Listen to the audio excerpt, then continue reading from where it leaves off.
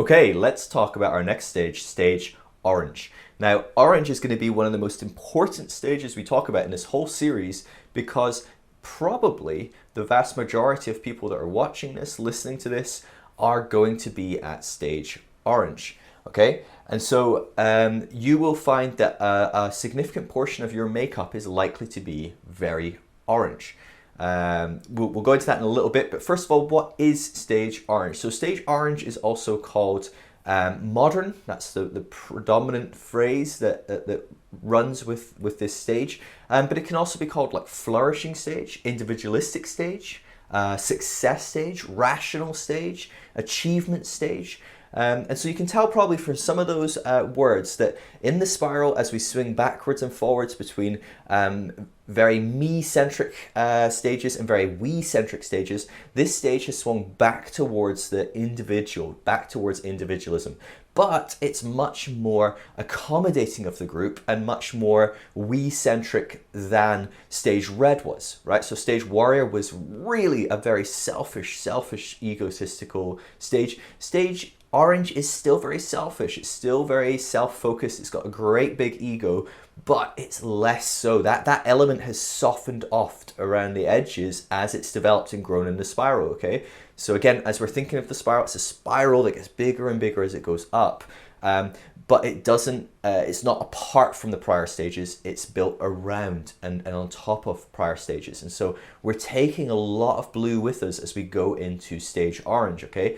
And a healthy transcending of stage blue into orange will include stage blue. It will include what's good of stage blue and recognize the faults of stage blue in a healthy way that puts them to the side but doesn't demonize them. Okay, that's the natural, healthy way to evolve. It's not always the way that it does work, of course. Often we end up rejecting and demonizing prior stages. Often we completely throw out the baby with the bathwater, so we reject all of stage blue when we move into orange rather than bringing some of the good stage blue with us. And so we're going to have to think about that as we're transcending blue and moving into orange, okay? Stage orange is about 15 to 30% of the world, okay? So it's a big drop in percentage of how many people are going to be at stage orange. Now, if you're in the western part of the world, Western Europe, America, you're going to see a lot more stage orange than if you are in other parts of the world. So generally speaking, Asia, Africa, Latin America, going to be much less orange exposure. The ways that you'll see orange in those kind of cultures is more through business, capitalism, maybe emerging in government through the means of business people and powerful people. But generally speaking, you're not going to see this as much in a day-to-day interaction with general people in these populaces because they're still, generally speaking, very cemented in blue, some only just emerging into blue. And so as far as this development goes, you're going to see this more and more in the western parts of the world, Western Europe and more Northern America. Now, that isn't to say that this stage only has sort of 15 to 30% of the influence in the world. So there's maybe 15 to 30% of the people in the world are stage orange, but stage orange is an extraordinarily influential stage. So it's going to have at least 50% of the influence in the world, if not quite a bit more potentially, because what you'll find is, generally speaking, stage orange, as it is driven for success and achievement, it does succeed and it does achieve, and so it frequently amasses great wealth. It creates great networks of power and between individuals. It succeeds in running for offices in democratic governments. It often can succeed in taking governments in slightly less democratic parts of the world. And so orange is a very, very powerful stage, and it also leans its power, because of great wealth, upon governments that aren't stage orange. So even governments that are stage blue, maybe even earlier stage red, will often admire and see the success of stage orange and think that it's amazing and wonderful, and therefore listen to and submit to that incredible power, that incredible success. And so orange has a massive amount of influence in the world, which is a large part, again, of why it is building and developing at such a rate. Talking of the rate of orange, orange is a very new stage of human development on the whole. And so as we look at societies, we talked about purple being sort of 50,000 years ago, red about 10,000, blue coming in about 5,000 years ago. Well, orange only really took root probably a couple hundred years ago. We're talking in the Enlightenment is really when orange starts to explode, starts to come through. Now, there was flavors of orange much earlier than that. Things like the Reformation, a lot of individualism movements happening earlier, very orange, very, very orange. However, really orange taking root in societies, we're looking at the Enlightenment that really is where it began to take root. Now in church, you're not going to see stage orange really starting to come into the church until about 100 years ago. And even then, only partially. It's taken much, much longer to take root, and it's also taken root in very interesting and unique ways. And so there's been quite divergent ways that stage orange has influenced the church, and we're going to see interesting splits of how stage orange affects the church, and in this fact that actually at times it can be polar opposites. They'll be very against one another, different types of orange church, in the same way that stage blue had different types of churches and Christian movements that were very against one another. They felt threatened by one another. Orange isn't going to feel threatened by one another, but they will strongly disagree. Again, orange being very individualistic, very ego-driven. We'll see very different outlooks and very interesting ways that this works out as well. A lot of different ideologies that come about through orange can be applied differently, and especially depending on our blends and our mixes of the stage, because as I've said in the other stage videos and I've said in the introduction, none of us are orange or blue. It's not as simple as that. We have parts of our psyche that are orange, parts of our psyche that are blue. And so maybe we might be quite orange in the way that we see networking with other people and relating to other people, or maybe we might be quite orange in the way we see business. We might be very success driven and capitalistic and individual focused, and it's the power of the individual to amass wealth and to do that. But we might be quite blue in the way we see faith, perhaps, and that's actually very common. It's probably the most common in orange societies for people to still have very blue faiths.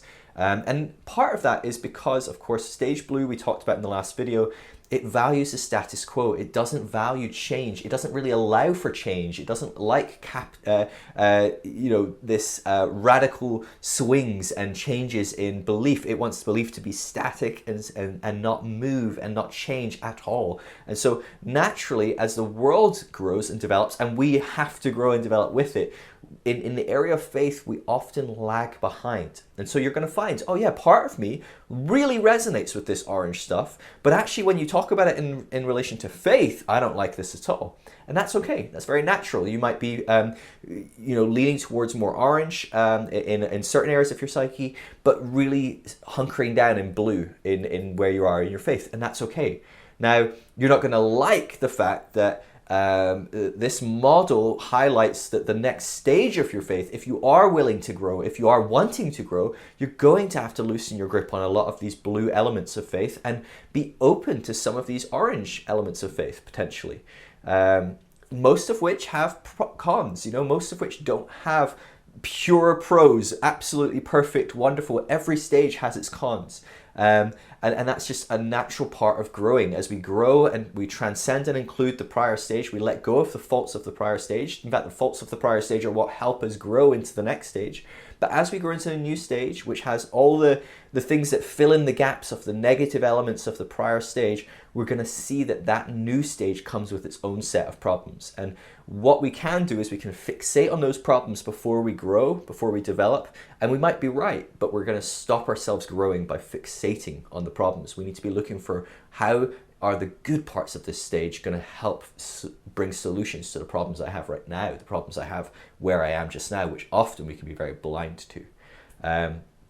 So again, you are most likely to be orange. If you are on this website, if you're watching my videos, if you listen to my podcast, you are probably partially orange, if not very much orange. And so when I use generalities like someone is orange, what I mean, again, as I said in prior videos, if we can fraction up our psyche in the different way we see different parts of the world, what I mean is a good portion, if not a majority of your portion, so over 50% of you probably lines up with orange values, orange traits, orange likes, orange dislikes. Now, it doesn't mean that you aren't going to have stage blue, you aren't going to have stage green, you might even have some further afield split. I myself am very stage orange, and I'm very aware of that. I am trying to fully engage with some of those elements of stage orange so I can transcend and include. But I'm very aware I'm stage orange. It's natural for just because I'm giving you this series talking about all these different stages doesn't mean I'm at the best stage or the highest stage or however you start to label these stages. Again, none of these stages are the best stage or a better stage or a worse stage. They are simply the stage you are at. In the way that a toddler being a toddler is not worse than a teenager being a teenager. These are just stages you have to go through and have to work through to develop parts of who you are as you move on, as you develop. It's important for you to wrestle with these topics of ego and other focusedness and engaging and relating to people in different ways. These are all important parts of growing up and developing. And so at stage orange, it's really important we engage fully with what we have to engage with here so we can transcend and include. Not because the next stage is quote unquote better. There are of course better elements to it, but it's not better for me if I'm not ready to go there yet. It's really important that we understand it's only better when you are ready to live fully in that stage. If you're not ready, you're only going to demonize, you're only going to resist, it's only going to push you further in and maybe even cause you a little bit of regression. And so be very careful with this. Now, what I will say as well is if you watched the introduction already, if you were stage orange and you were listening through the introduction, I did warn you, you are probably going to think, oh, I'm stage yellow. Now, stage yellow isn't the highest stage, it's not the last stage. It's very well aware of that, but it is the last stage we'll probably talk about in this series. I may come back to this series in a few months and talk about some later thoughts, some transpersonal thoughts, things like that. But right now it's the last stage we'll be talking about. Now, stage yellow is very different from orange, and you'll find this when we go into stage yellow and look at the nuances of it. However, at the surface, it may seem quite like it, because again, we swing from egotistical views to group views, from me to we, and we bounce backwards and forwards between these stages. So we're going to find that while red was me, and then it went to blue, which was very we, we've come back to me in orange. However, for green, we're going to go back to a more group mentality in a we, and then we're going to go back to me in yellow. And so orange naturally wants to identify with the next stage up that thinks like it. Now, yellow doesn't think like orange in a lot of ways. There are similarities, but it is radically different. And it's really important that if you're at stage orange, you have self-awareness, okay? Now, when I first started learning about this model, Spire Dynamics, when I first heard about it, I was like, oh, I'm definitely yellow. When I just came across an introductory video that came across a few points, and I was like, oh yeah, definitely. Now, when I listened to someone talking intensely for extended periods of time about stage orange and stage yellow, I realized very quickly, oh, very little of me is yellow. It's the vast majority of me is orange. Now, I've developed and grown since I first came across this model, and I would say I'm still at least, I'm probably 50% orange still. So I'm still primarily at orange. If I was to say across the board, what stage am I at? I'd probably lean towards saying orange. Now, 50% isn't all of me, and there's definitely parts of me that I think very green, and there's even a few bits of me here and there that I'm starting to see that are becoming more yellow. So it requires a bit of nuance for us to look at ourselves and think about these things. But I want you to be very careful, because I do think that most people listening to this are going to be stage orange. I want you to be very, very careful that you don't just go, oh yeah, I'm beyond this, I'm not this isn't where I'm at, I'm stage yellow. Because I guarantee you're very unlikely to be stage yellow. The people that study these models and create these models estimate that probably under 1% of the human adult population are at stage yellow. Okay, so yes, I'm sure you're a wonderful, special person, but we should probably have some self-awareness as we look at ourselves and go, am I one of the most developed psyches on the planet? Probably not, right? Let's be honest. I'm certainly not. I don't know who you are watching this, but probably not as well. And you may have parts of yellow in you, but it's very unlikely that you've fully transcended and included all these stages we've talked about and have come to a place of yellow. And so be really, really careful about this, because it's going to be very easy for you to intellectually connect with later stages, but actually not really fully work out some of these lower stages because you've intellectually connected with higher stages. Now, this is as important at this stage as any other stage, because orange is a deep intellectual on the whole. Generally speaking, this is how it works out. It works out in rationality and science and models and things. Orange loves these kind of things. So orange is the first stage that actually is quite excited about spiral dynamics. And blue does not like it, because it doesn't like growth, it doesn't like change, it doesn't like to think it's not progressing and growing as a person. It doesn't like that kind of mindset or model. Now, orange loves spiral dynamics, it loves the stages. The only element that I will say, and we'll go into this a bit later on at depth, orange despises that green is placed after orange. Orange does not like green. Green is the greatest enemy of all to orange. It really hates green because green is placed higher on the spiral. It does not want to accept that it may have to go into green and work through green to get to yellow. So it loves the idea that it's already at yellow. Now, of course, orange also despises blue because it's a prior stage, and it really stands for a lot of things that orange does not like. So let's look at what orange likes. Okay, so let's look at some key elements, some traits and values of stage orange. So as I've said, stage orange is very individualistic. We've gone back from the we mentality to a me mentality. Now, in saying that, orange still has a greater understanding of the group, of the whole. So we talked about with spiral dynamics, as you grow, as you transcend and include, you include the prior stage. So red is not apart from purple, red is built around purple. So there's a circle and then there's a bigger circle that is built around it. So we have purple, then we have red, then we have blue, and in blue is red and purple. So a blue stage of consciousness in the mind is also red and is also purple. It's just let go of the negative elements of that and transcended it and brought the good and developed greater models of psychological resilience and worldviews. And it's the same at stage orange. So it's going to have drawn a bigger circle around blue. So while blue was very us focused as an individual civilization,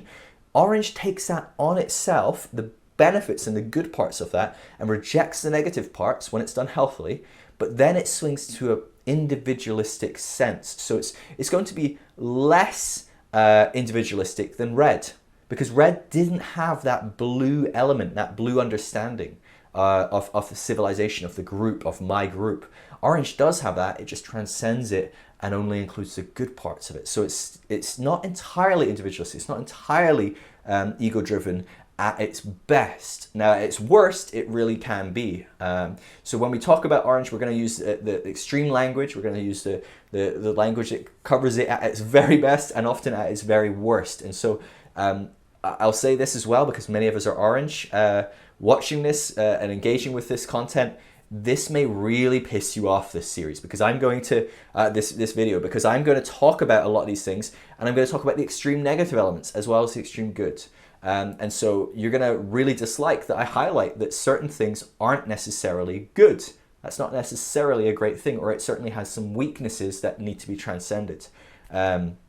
So bear in mind, I'm not attacking you when I say, oh, orange is greedy. No, but orange can be a very greedy state because it is very egotistical. It can come out in that manner, okay? So bear that in mind when I'm using some of this language. Always bear that in mind when I'm describing any of these stages. But this is especially important to bring up because so many of you will be orange that are listening to this. So very individualistic. At this stage, rationality and science really come into the foray and flourish. They really do, like, because there's an element of us stepping out of this blue mentality where everything is conformed and we get all information from a hierarchy, leadership, from a God-chosen leader, from a God-given Bible, from a monarch or a leader that is just born to be a leader and they dictate what's right and what's wrong. Well, suddenly with this individualistic movement, what about me? What about how I think? What about what I think is the best?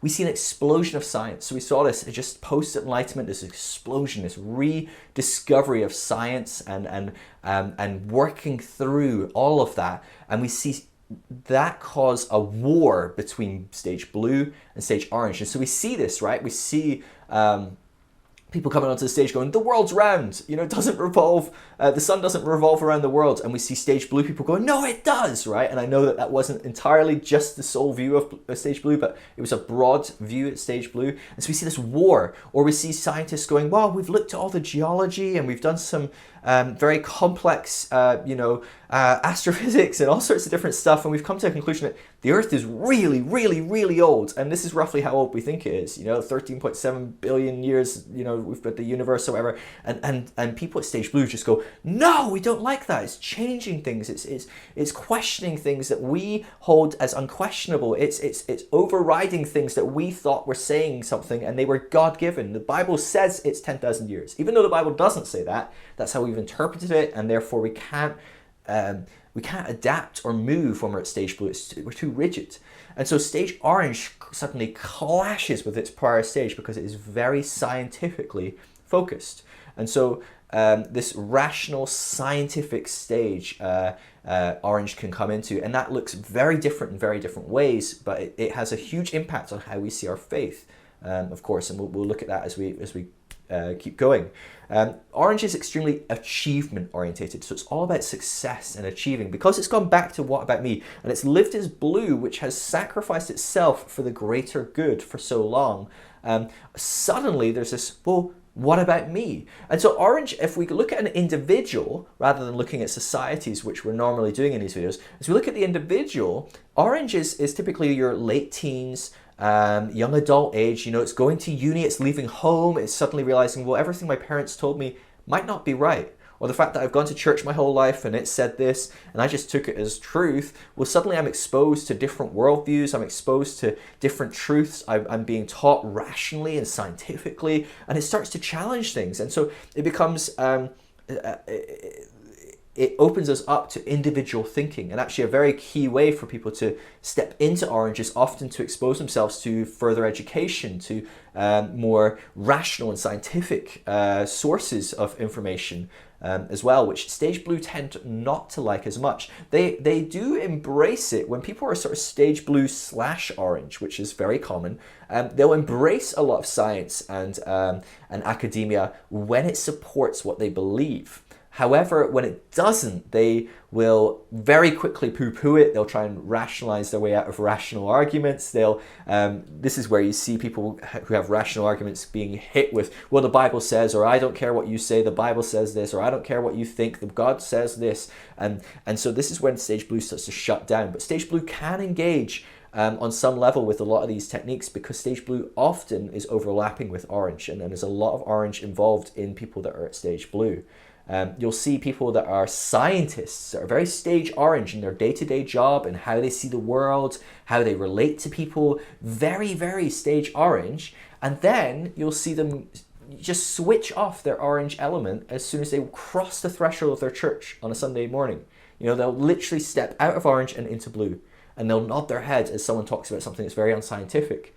Or they may even go, well, it's not quite right, but they just kind of shut it down or put the blinkers on because they need to just take a step back into blue. And so this could be quite a double-minded element in a sense. We live in between two psyches almost as we shift out of orange and back into blue just for church, just for something to do with faith. And so we see this quite often actually as people are struggling this threshold between blue and orange because faith can't move into orange and stay exactly the same. It's really hard for it to do that. There needs to be some adaptation and change.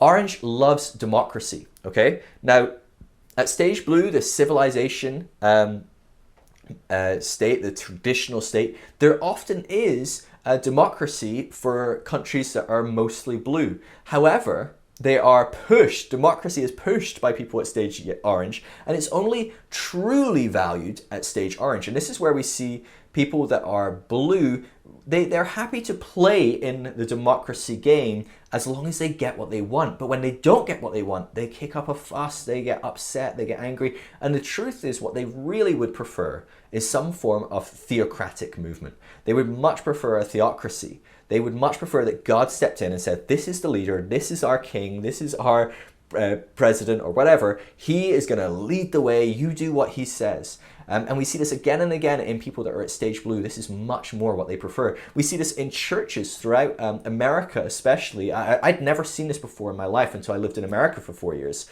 And the church I was at would literally say, well, this is God's choice. And they would tell you which candidate was God's choice. And that's very stage blue. You know, here's the person that God has chosen. Therefore, well, we're not going to say you have to vote for this person, but it was said, right? It was kind of in between the lines and under the surface, it was said, well, God has chosen this person. So, I mean, you're going to vote godly, right?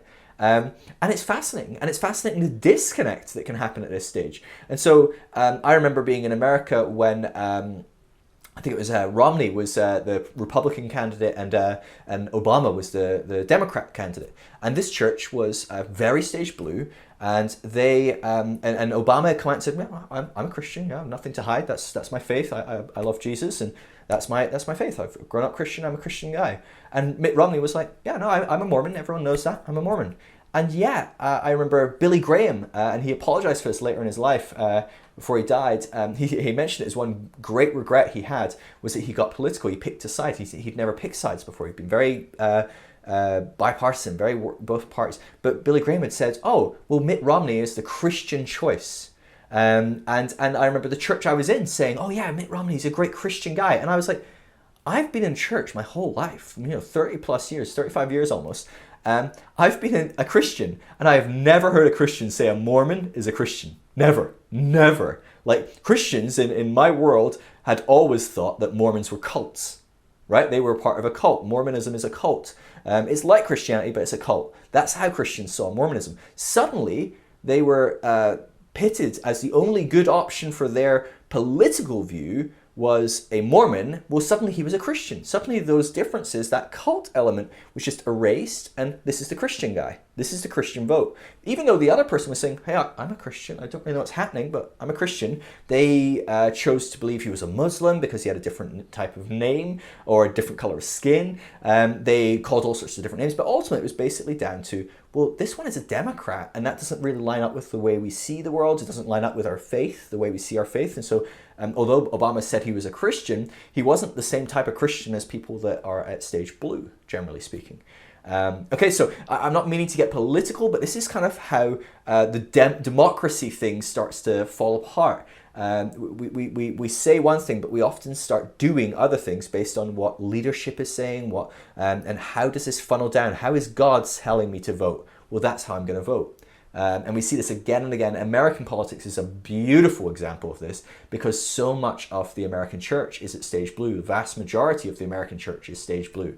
And a good chunk of America is stage blue. So it's a brilliant example of this, but it's also a good chunk of the American church is stage orange. And so we're going to start looking at what does Christianity look at stage orange. Now, there's a big overlap, okay? So Republicans aren't necessarily all stage orange, but it is a big part of it. Now, Democrats aren't necessarily a different stage either. A lot of Democrats are very stage orange as well. And so this is where we start to look at the nuance of overlapping stages.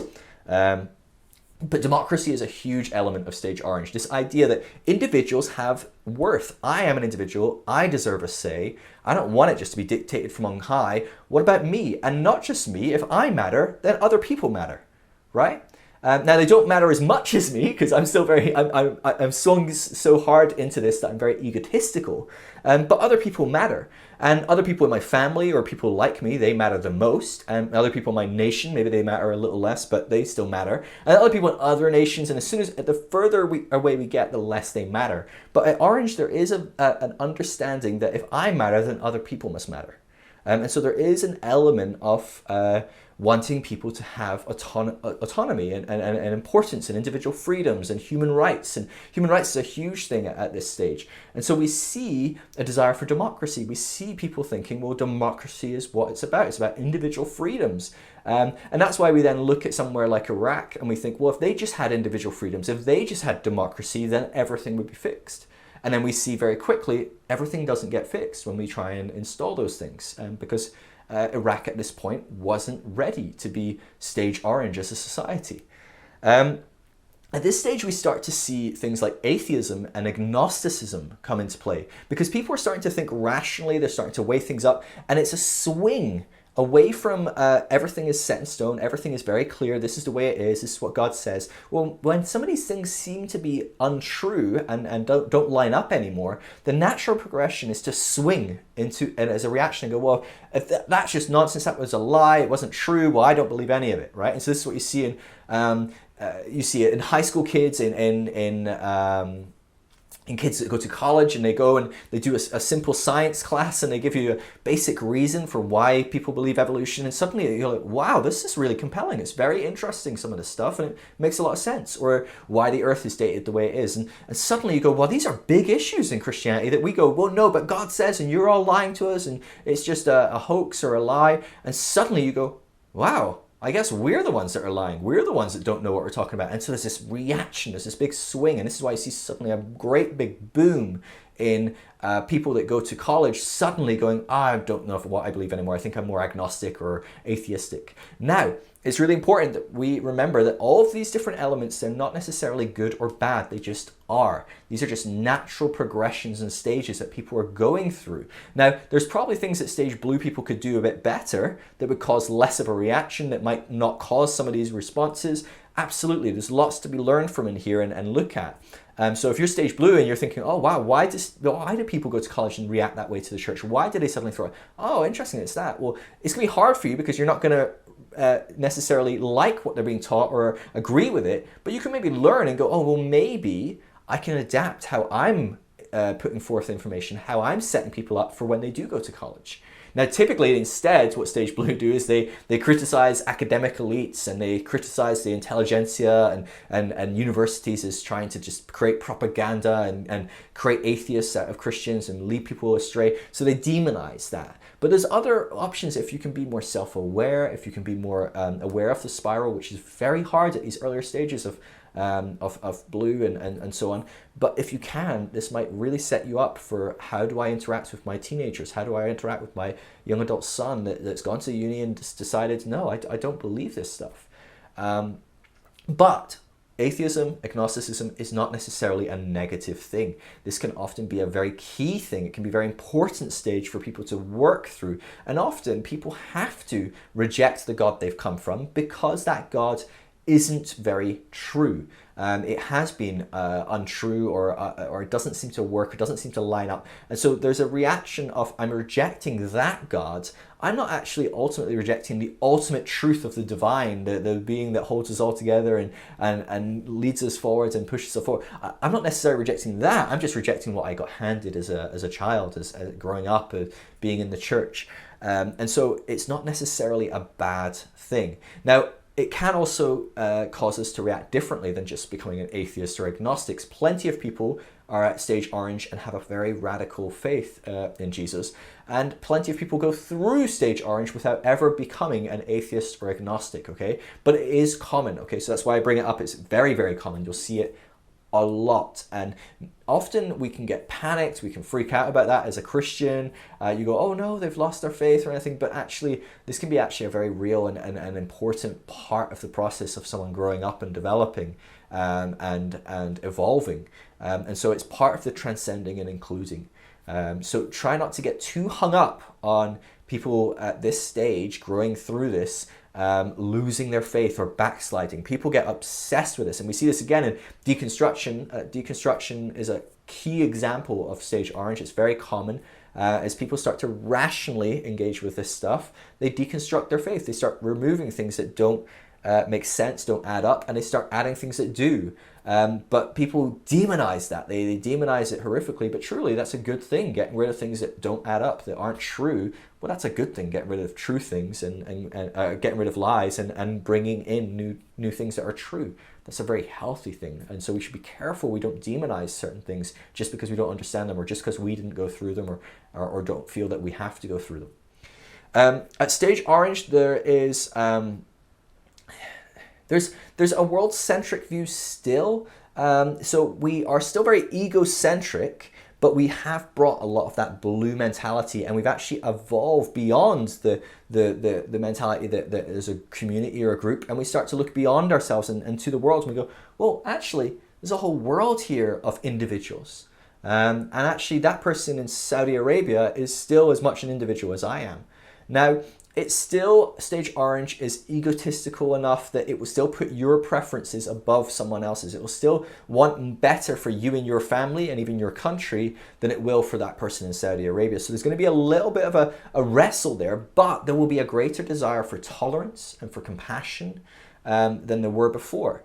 And so stage orange is a little bit of a confusing stage, because it does have some compassion for others. It does have tolerance for the rest of the world. But at the same time, it wants what it wants. It desires. It's got this egotistical, driven sense of success and wanting the best. It will demonize often other people that haven't succeeded. And so at stage orange, it's very common for people to look on the poor, look on the disadvantaged, and go, oh, they didn't try hard enough. They didn't throw enough into it. They didn't, really hustle. They didn't, make the most of it. But it fails to see that that's actually not physically possible for every person. Not everyone gets the chance to hustle and make their way to the top. Yes, that's true that some people can get more out of their life by doing this, and a lot of people can, but a lot of people will never have that opportunity. Stage orange is a very privileged position, generally speaking. People at stage orange that are born into blue and orange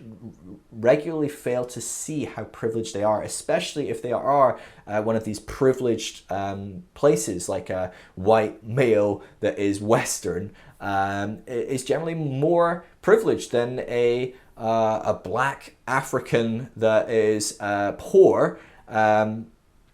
Obviously is going to have way less privilege and way less opportunity to rise to the top and become the next Bill Gates than someone that is in California as a white male working in Silicon Valley, right? Those are two different people with very different opportunities. Now, it's not to say that if you're privileged, if you're a white male in California, that life isn't hard. Of course, there's hardship throughout all of life, but it fails to see just how hard it is for others, because it's so egocentric, it's so centered on itself. And so orange can be very selfish in that way and fail to see its own privilege, its own benefits. And while it sees other people and can have tolerance and can have compassion for them, generally speaking, it just wants them to work as hard as they worked, and surely they'll be as successful. And it will often demonize those that haven't done that.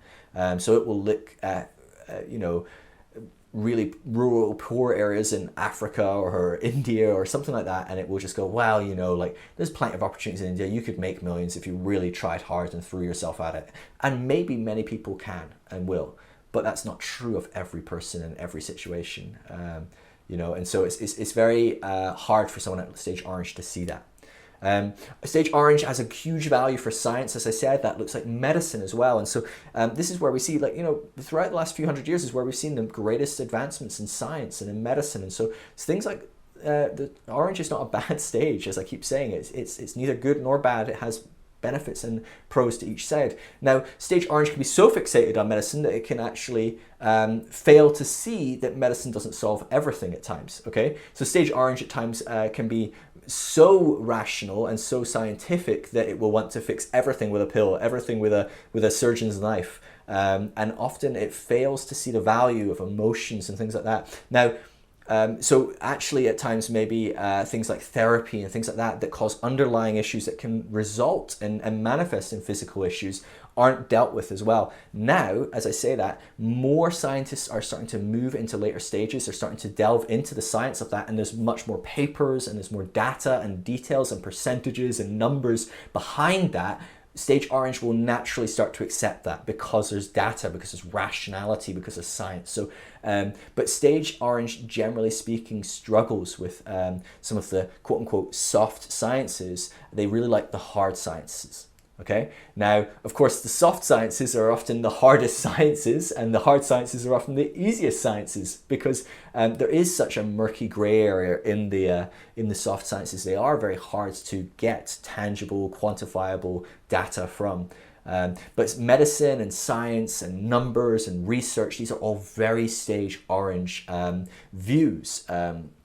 So you'll see me in my memes, I quote a lot of stats and I read a lot of papers and I cite a lot of papers in my little images I make about certain things. That's because I'm very orange, and I'm probably appealing to a lot of orange people that are looking for that. They want to qualify. Well, give me some stats. Stage Orange, generally speaking, will place something like stats much higher than a Bible verse. Where Stage Blue wanted a Bible verse to approve of everything, Stage Orange doesn't really mind if you have a Bible verse or not. That's nice and it's good, and for some people at Stage Orange it's essential. But generally speaking, Stage Orange will want some hard cold facts. So if you tell them that a homosexual is 7 times more likely to kill themselves because they're in Christianity and they've tried to get well within the frames of Christianity, Stage Blue will refute that immediately. Go, well, I don't see it. No, because the church is only good and it's doing good, and look, the Bible says that it's good for you. It's great for you to be in Christianity. It's good for you to not be homosexual. It's good for you to be heterosexual. And so it would go to the Bible, God, the Bible, God, the Bible, all Stage Blue. But Stage Orange will just go. The first thing they'll think when you say something like that is going, hey, could you give me the citation for that percentage? Can I see what paper that came out of? Can I see that that's actually a statistic and it's not just a made-up fact? And so that's why you'll see me again and again trying to cite the stats that I give, because I know that a lot of you that follow are Stage Orange, and that's your first thought. It's not what's the Bible verse behind that, it's what's the statistic, where does that come from, what paper, what research work, what group that researched this, how are they funded? And these are things that Stage Orange is going to start thinking. And so faith obviously will naturally start to be impacted quite heavily by this new dynamic, this huge importance of facts and figures. Stage Orange is, as I said earlier, quite greedy at times. Because it's very egocentric, because it's all about success and achievement, it very naturally leans towards greed and materialism. Capitalism is the core value and blood that runs through Stage Orange, right? So Stage Orange will almost always be very capitalistic, very libertarian. Libertarianism is a huge Stage Orange. So Ayn Rand, all that kind of stuff loves Stage Orange. It's all about you, the power of the individual. If we just gave free markets and individual freedoms, everyone would flourish and everything would kind of right itself and everything would be better. And of course, we know that that actually isn't the case. It certainly works in incredible ways. And so it's not that it's wrong, it's just that it's not right. There's a lot more nuance and grey to these things. And so Stage Orange really thrives and values in this situation. In fact, Stage Orange will actually, even if it's not thriving based on these things, will still live in this and fully embrace it. And so you'll see people that believe in the world of capitalism, the world of libertarianism, but actually not be benefiting from it at all. They're working day and night. They're working 60 hours a week, 70 hours a week, and they're barely getting by. They are the epitome of the hard worker, the person that's grinding and hustling, and they are not getting by. They're struggling. They're barely making ends meet. And so this is a really interesting dynamic where the belief is disconnected from the reality, but it's because of the belief is so core to the stage I'm at, this egocentric stage, this individualism, this success, that I can't see that this isn't working for me. So then they just go, well, if I just worked a little harder, if I just wait for my right break, when I just position myself just right, then it will work. But that's how it does work, because see, it worked for that person and it worked for that person, so it's got to work for me. Stage Orange has a lot of room for competition. Healthy competition is constantly brought up. They love competition. So stage orange is always going to love, like, oh, I've got a competitor. Yeah, I'm going to crush them. I'm going to succeed. I'm going to show them better. That's a real stage orange perspective and view. It's largely going to disregard spirituality as a whole. So you're going to see on the whole, people at stage orange are going to disregard things that are quote unquote spiritual. So things like Buddhism, we're all connected, and Hinduism, and reincarnation, even things like the Bible being God's word, it's written by God, it's inspired by God, that kind of thing, that just doesn't sit well with stage orange. They don't like that because they're too rational. So you remember earlier on I said that we had this this kind of curve, the bell curve, where we started very spiritual, where everything is spiritual and we don't understand anything, and anything that's scientifically explained, well, we don't know how it is, so there's got to be a god or a demon. So the sun going down at night is a demon attacking the sun, but it's rising, so the god of sun, the sun god beat the moon god, or it's very spiritual. And then it starts to dip down, and throughout red and blue we're seeing a dip. Well, orange is the base of this spiritual curve. So at orange, it hits the rock bottom where it goes. Orange just rejects it all. It rejects the good and the bad of spirituality. Orange has no nuance to see pre-rational spirituality or post-rational spirituality. It sees it all as non-rational and therefore useless and not good. But we will see as time goes on, there's a post-rational spirituality that starts to develop and grow, and it doesn't reject rationality. It's built within the construct and built upon rationality.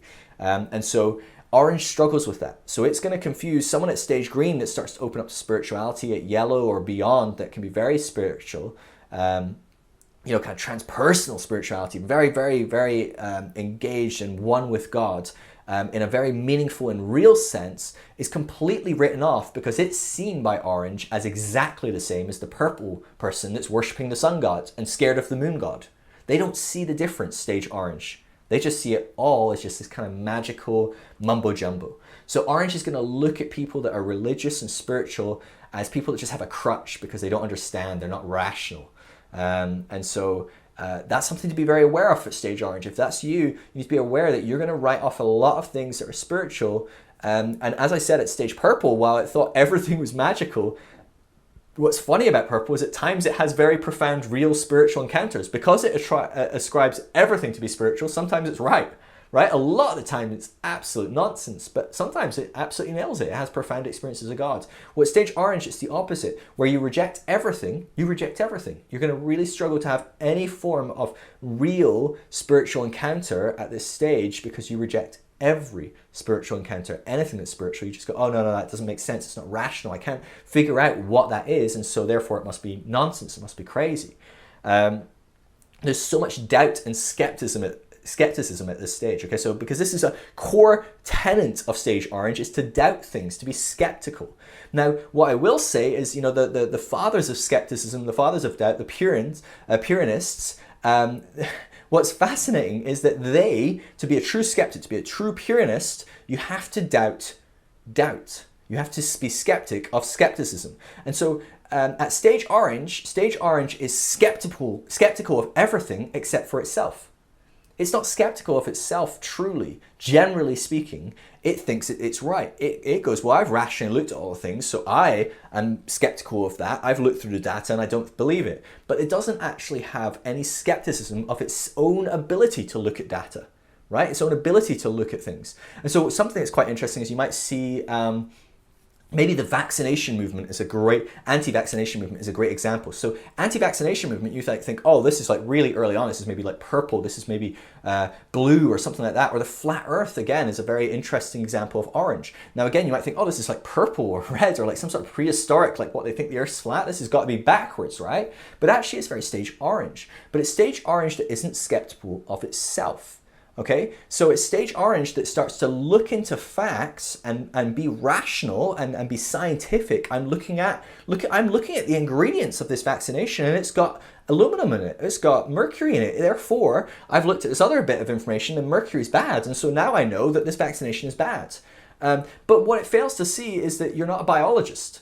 right? You're not a chemist. You're not a biomedicine expert. You don't know how these chemicals work in the body. You don't even know that there's a nuance, right? So certain types of mercury don't actually graft to the human body and they go right through you. But other types of mercury are deadly. And so a chemist or a biologist will tell you that the tuna that you eat has the type of mercury in it that's deadly and it can never leave your system. It will stay in your system forever and amass and maybe cause you ill. If you eat enough tuna, it will develop and build and build. I eat a lot of tuna, so this is a scary fact for me. But they'll tell you that, right? But what they'll say is, well, actually, the mercury that is put in vaccination, first of all, is so minuscule in comparison. There's more mercury in a can of tuna than there is in this vaccination. But the type that's in a can of tuna is, while it's deadly in high dosages, the type that's in a vaccination cannot cause any harm because it's been proven to pass right through you. But when you are the skeptic and you don't actually know medicine, you don't know chemistry, you don't know biology, but you're not skeptical of yourself, your own ability to discern these things, you at Stage Red are a very dangerous skeptic and a dangerous scientist, right? Because you're not a scientist, right? You're applying the scientific method maybe, but it's not actually working out to its full. Now, that's not meant to be a complete debunk of anti-vax theories or flat Earth. If you're either of those, that's fine. I don't, you do you. I'm not wanting to create a big argument about that, but I'm using it as an example of most people that are anti-vax do not have a background in biology or chemistry or medicine. I know there are a handful out there, but they're very few. And so it's important that we recognize that, right? Or it lives in its own bubble. So maybe another example of anti-vax goes, well, look, all these doctors get paid to tell you to take this medicine. That's really, really, I'm being skeptical of that, and that's really dangerous. But they don't apply skepticism broadly, right? So they don't go, well, let's look at other countries where the doctors get paid nothing to give a vaccination. In fact, it costs doctors money to give vaccinations. Are they doing it? And you see that in every other country, all the doctors say, no, vaccinations are really good, and I would pay out my own pocket to make sure kids get vaccinations. And so these doctors don't benefit from big pharma or, they're not getting kickbacks. And so doctors that are written off in America because of a corrupt system are applied globally, where the system is less corrupt. And there doesn't seem to be that same system of kickbacks and being paid commission to give certain medicines. And yet they still do the same thing. So maybe we could apply a more broad spectrum look at it and go, well, maybe the doctors don't have necessarily any reason to give you a vaccination beyond the kickbacks within America. So outside the rest of the world, that isn't there. So maybe I'm going to apply my skepticism more broadly. Okay, so that's really important because at Stage Orange, you're going to value and think you're a great skeptic. You're good at doubting, you're being rational, you're applying science, but you must be skeptical at this stage. You must apply your skepticism to yourself. And actually, that's a key part of transcending Stage Orange. It's a key part of going through Stage Orange and starting to step into Stage Green.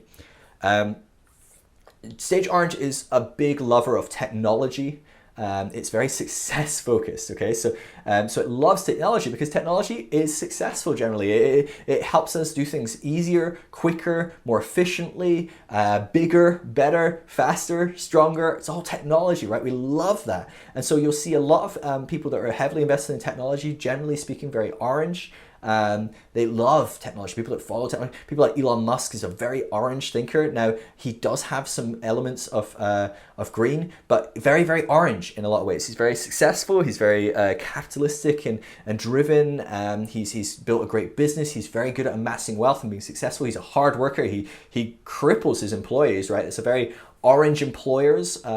Are generally speaking not the best people to work for at times because they can really, really cripple you, right? They expect more of you. If you're not successful, if you're not doing enough, you're just not doing enough. That's what it is. Well, you're not working hard enough. Work harder.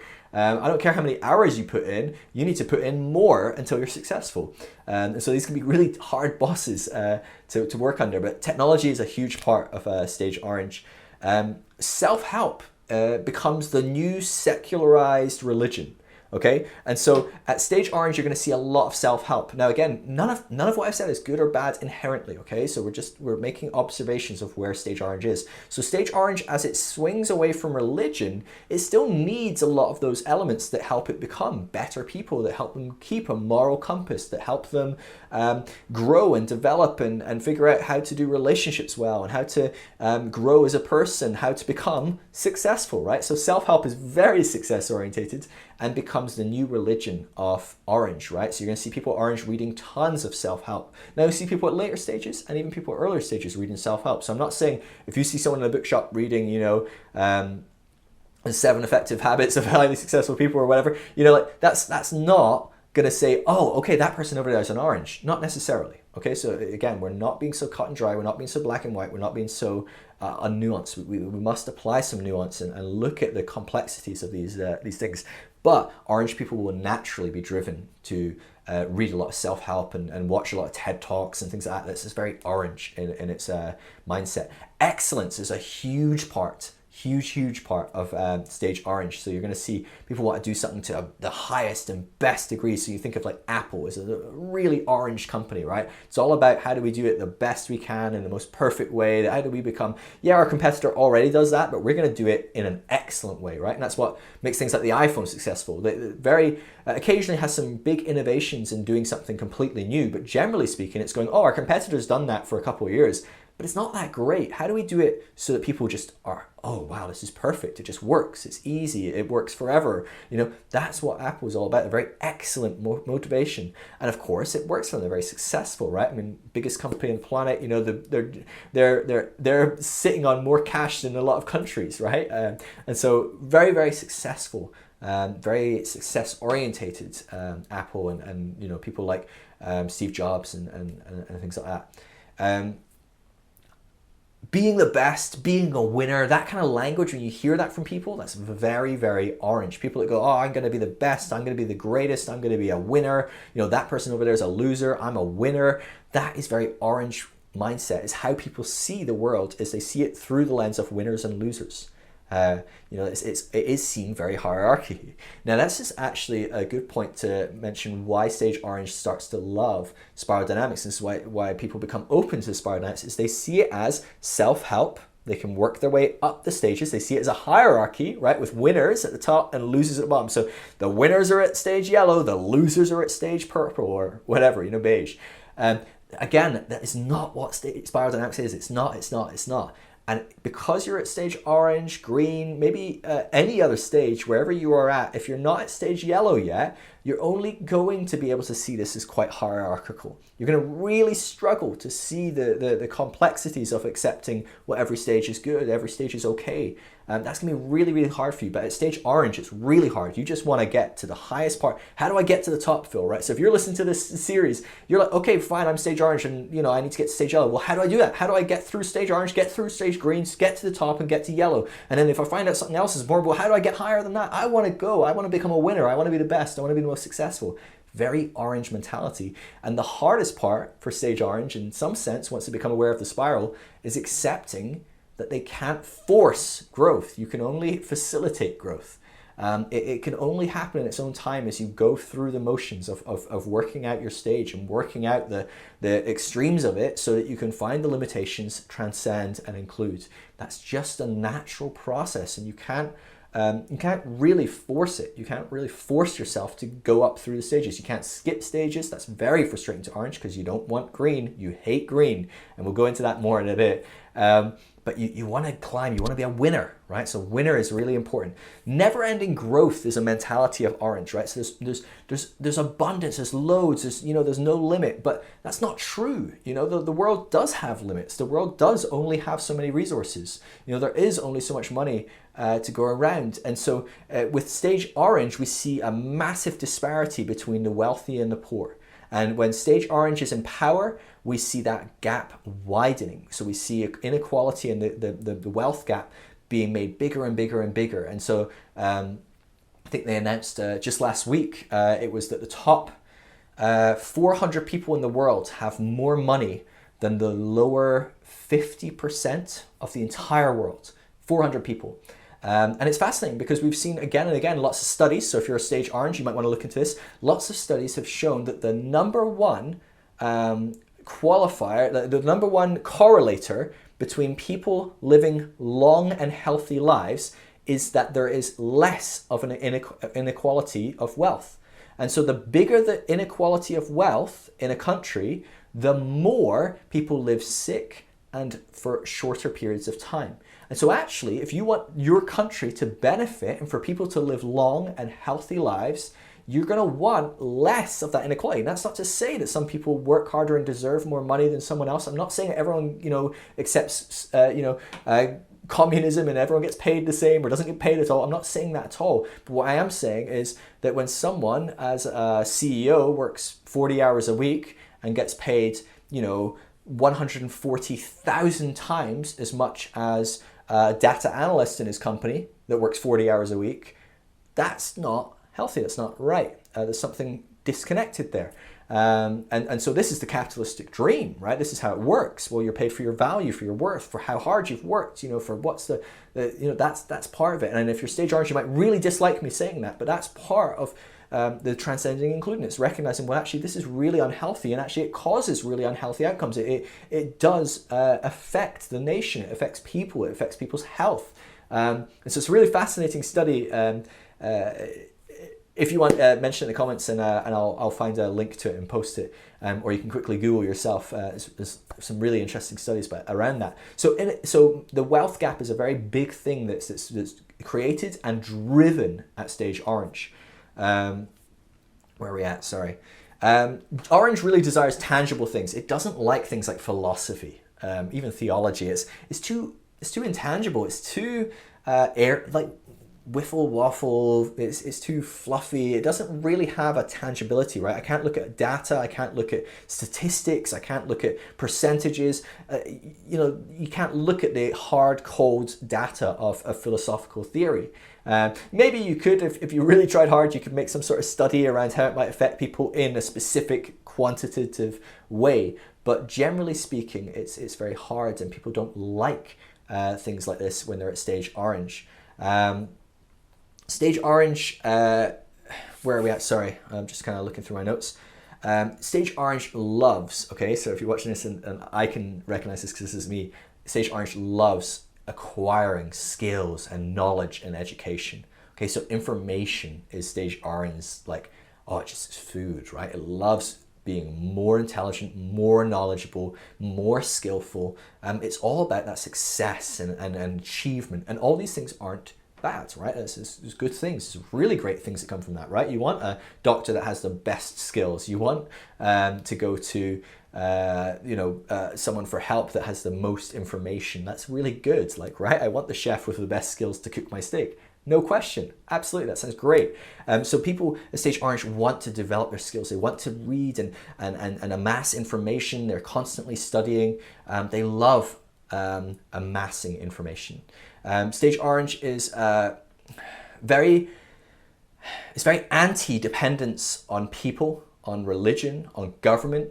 They see things like that as a crutch. So they see any kind of dependency as a crutch, as a negative thing. And this is something I really have to work on myself. I'm independent to a fault, for sure.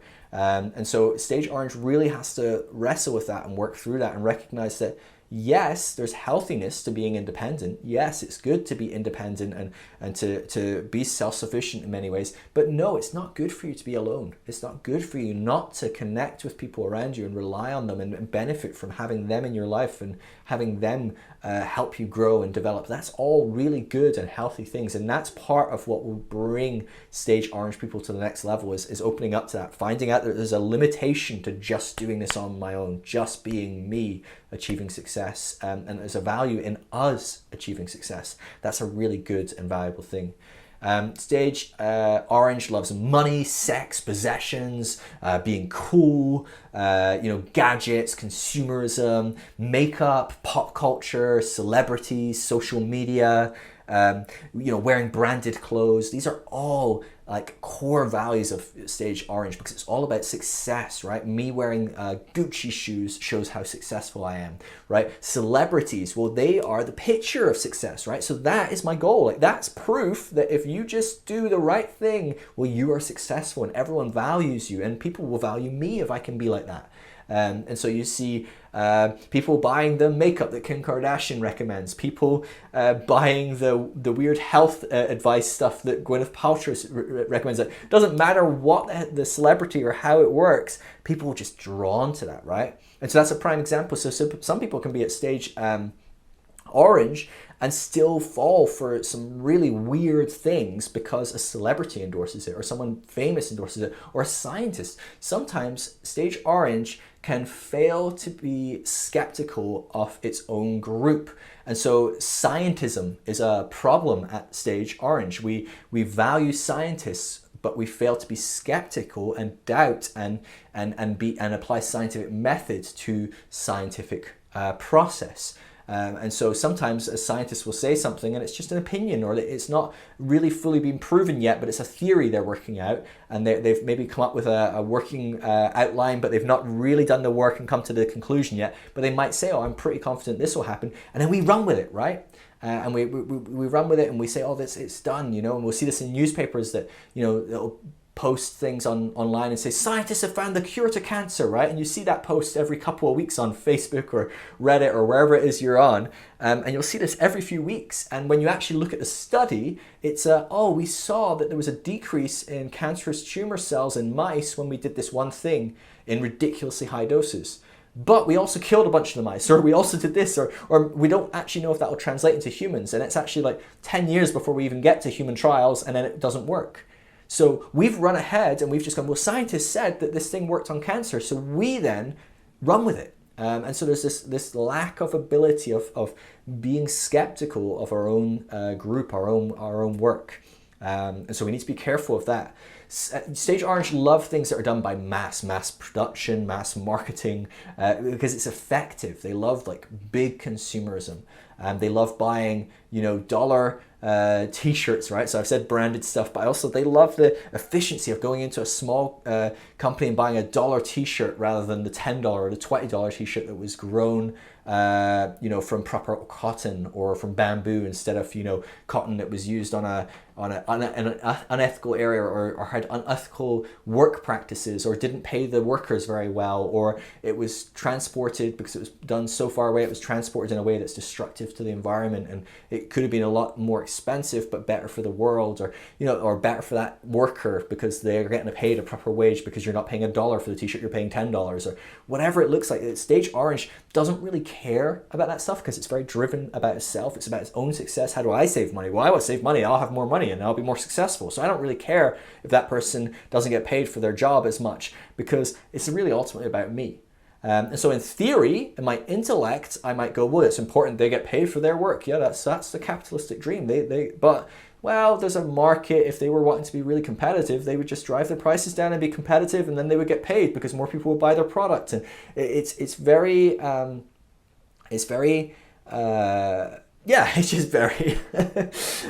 very interesting stuff, how this mentality can work. So Stage Orange leadership will often look quite different from Stage Blue and earlier. So Stage Red was very much whoever hit him on the head hardest and took the leadership. It was very strength orientated. Well, we see a swing back with ego. We see a swing back to strength. Now, that doesn't mean you hit them on the head, although it can at times. It's just much more devious, much more nuanced, much more subtle.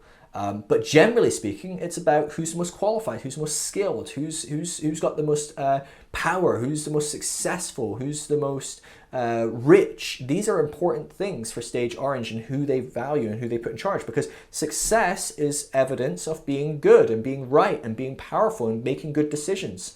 And so when Trump ran for office, one of his statements was, well, I've made billions. I'm very successful. I've run multiple businesses. Look at all the hotels I have. I'm successful. And people thought, yeah, wow, that's a good point. I would like that. I would like that kind of success in government.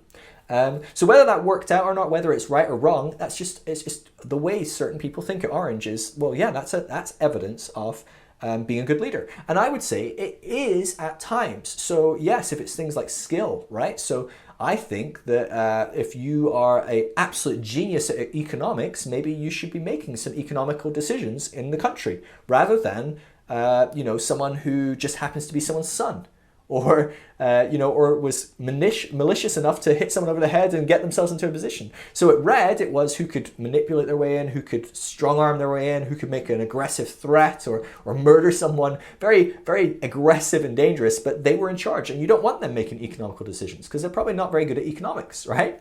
But at Blue, it was very much, well, who did God pick, right? So who was naturally God ordained? Who did God pick? Who did the pastor say was right? Or who did the Pope say was the rightful king? And again, those people probably not great at economics. They might be a lot better than the average Joe because they've lived a privileged life and they've been groomed and grown up to understand some of these things. But they're not going to be better than a professor of economics, right? They're not going to be better than some of the best economical minds in the world. That's who would be a much better person to make some economical decisions. Now, at Stage Blue, we saw a lot of nepotism, and we saw a lot of God ordained. That was kind of the way that leadership was picked. So at this stage, we're seeing a lot more picking around skills. There's democracy, so there's voting. It seems more fair.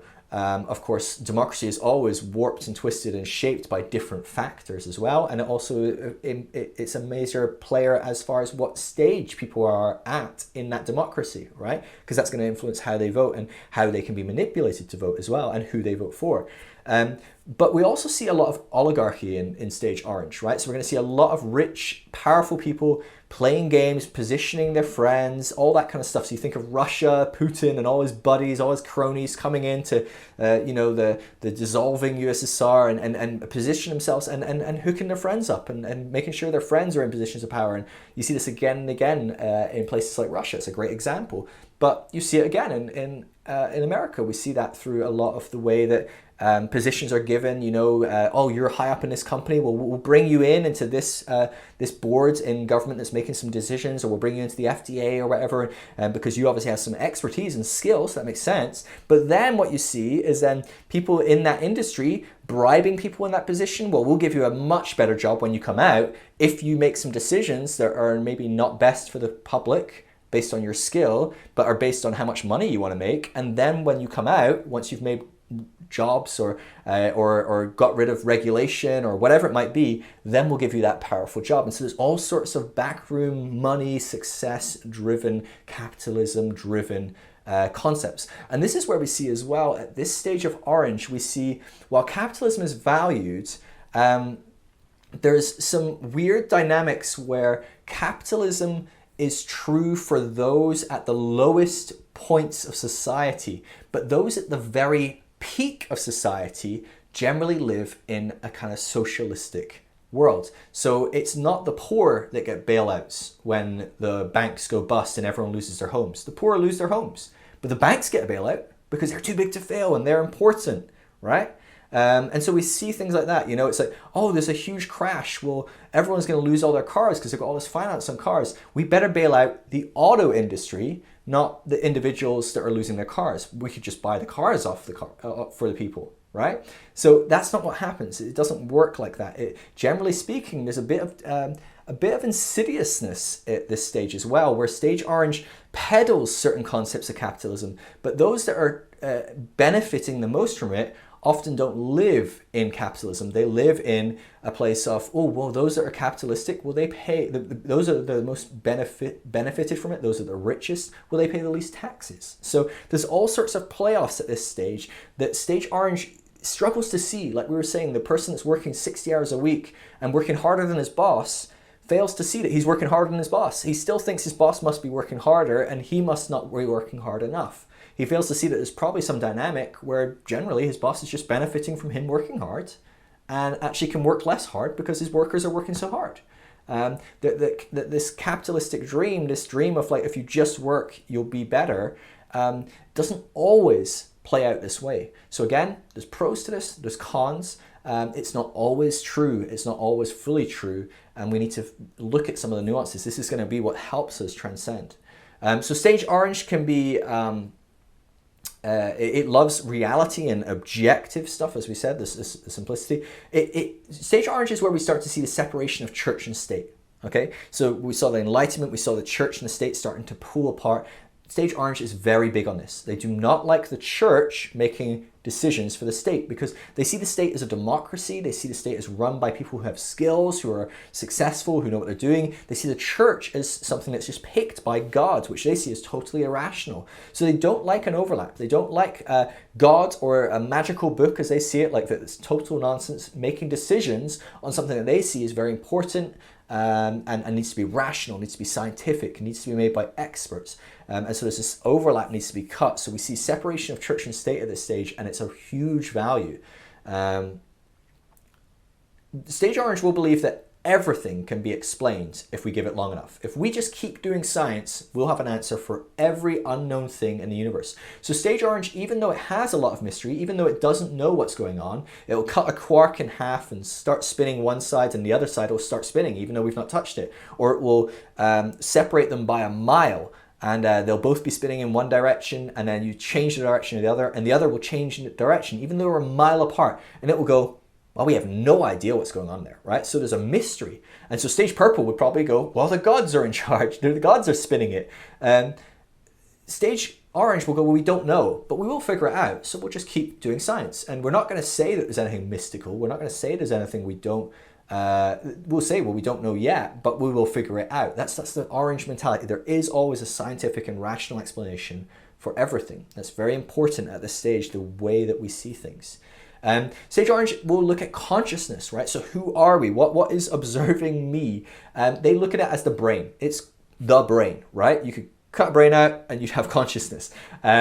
So where other people at different stages will go, well, who is observing the brain, right? Who? When I have a thought about a thought, who is doing the observing of the thought? What is there a thing beyond just my thoughts in my brain? Or is even a thought in the brain, is the brain a slave to something beyond that, to something bigger than that? Or am I just a bunch of atoms bouncing around inside a shell of atoms? And so generally speaking, that's what stage orange would believe. Yeah, well, yeah, it's just some electronic impulses in a brain that has evolved to just control this human body that would feed itself so that it can keep living. You're just a bunch of cells that have just evolved into a more evolved and advanced system. And so very, very cold, clinical, tangible, objective, observable. These are all things that stage orange deeply value. If it's not quantifiable, it just isn't real. Knowledge, so just like it acquires possessions and loves materialism and possessions, it loves knowledge. Stage orange just loves information, as we said.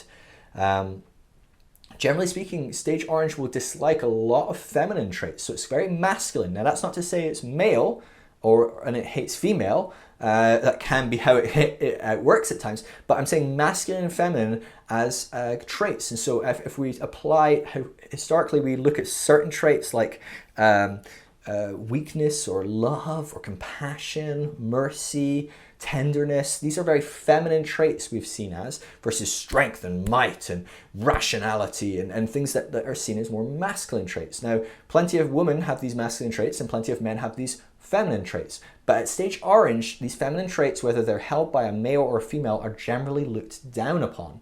And so that's something that's important that we understand, that there's a predisposition to value masculine traits more at this stage. And so you're not going to see much of a pushback against patriarchy, even though it starts to value individuals, even though we start to see women getting the vote, even though we start to see the dissolving of the abolition of slavery and things like that because of stage orange. You're not going to see too much of a pushback against patriarchy. You're not going to see a huge rise in feminism. The rise in feminism you're going to see at this stage of stage orange is very individually feminist. It's not about women in general, it's about me, a woman. How dare you put me down? I should be successful. And there is room for a successful female because, generally speaking, a successful female at this stage looks like very alpha, quote unquote, looks like masculine, right? Looks strong and confident, and it takes power, and it's knowledgeable, and right. These are the values that are very much held at stage orange, and that's okay because those are all masculine traits. But a successful woman at this stage is not seen as a woman that nurtures and cares and looks after children, perhaps, or something like that. That's not going to be successful. It might be seen as the role of a woman, but it's not going to look like success. And so, generally speaking, at this stage, a powerful woman that becomes a businesswoman will be looked on more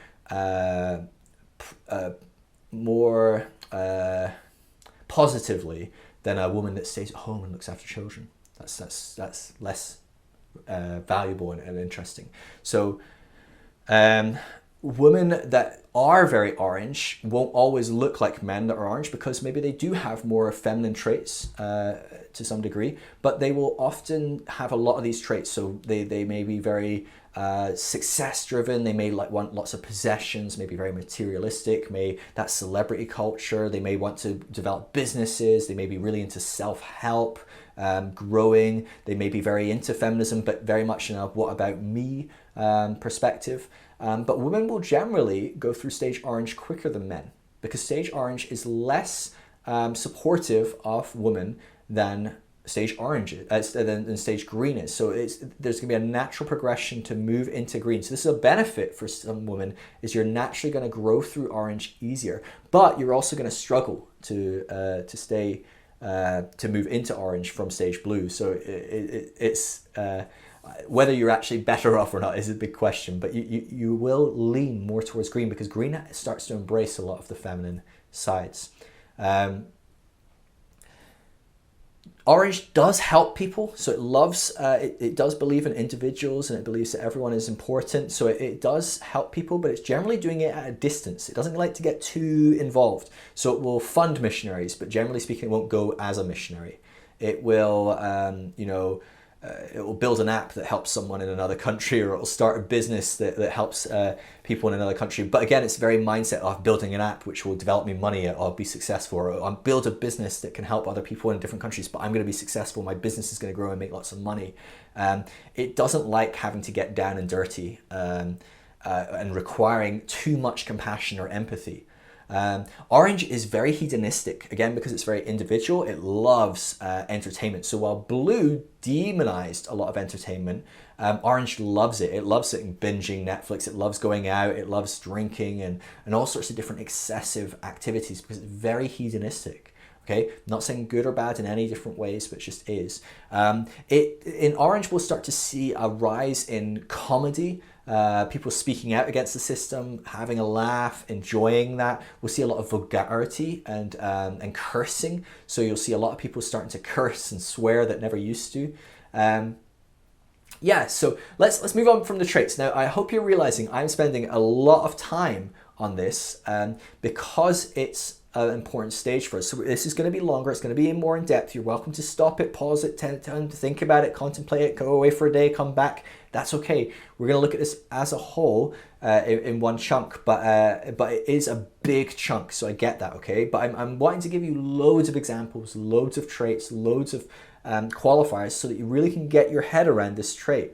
At this stage, sorry. And I'm hoping that if you are orange and when you listen to the intro, you're like, yeah, I'm pretty yellow, you're starting to realize, oh gosh, there's a lot of orange in me. This is very much part of where I'm at, and that's okay. It really is okay. It's not a negative stage, okay? So try not to look at stages as positive or negative. Even though at orange, you're going to struggle to that. You're going to think that stage yellow is the best and green is a little bit less good, and then orange is a little bit less good, and then blue is a little bit, right? And that's how you're going to think, but try not to do that. Try not to get too sucked into that. And if you are orange, embrace it, figure it out, work through it, and grow when you're ready, okay? Excuse me.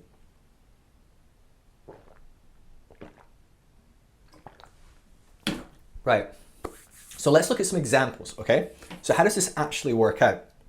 Well, like we talked about, the Enlightenment was a great example of stage orange, people rising up and wanting their own autonomy, wanting governments, wanting democracies. So we see the birth of democracy comes out as orange. The Reformation in some way was Martin Luther standing up, being an individual going, I've read this, I don't care what the Pope says, I don't care what Stage Blue says, I am seeing something different, right? And it's a very individualistic movement. The Protestant movement is very individualistic, right? It's rising up, but it's very Stage Blue, right? So it's birthed in an orange mindset, but it's very, very Stage Blue. It's very us, our mentality, our group, our thus saith the Lord, right? So Martin Luther becomes the blue spokesperson for God, who is the blue deity, right? So it's still very blue in its mentality, but the action of Reformation is quite Stage orange. Wall Street, obviously very orange, right? You think of the Wolf of Wall Street, the characters in that, right? They're just the sheer excess, not even able to spend their money, just wild, very, very orange. All about success, all about money, all about possessions. Scientists, very Stage orange, very rational, all about science, all about what do I perceive. The middle class, generally speaking, will be very orange because it's working for them, right? The lower class, it's not maybe as working as much.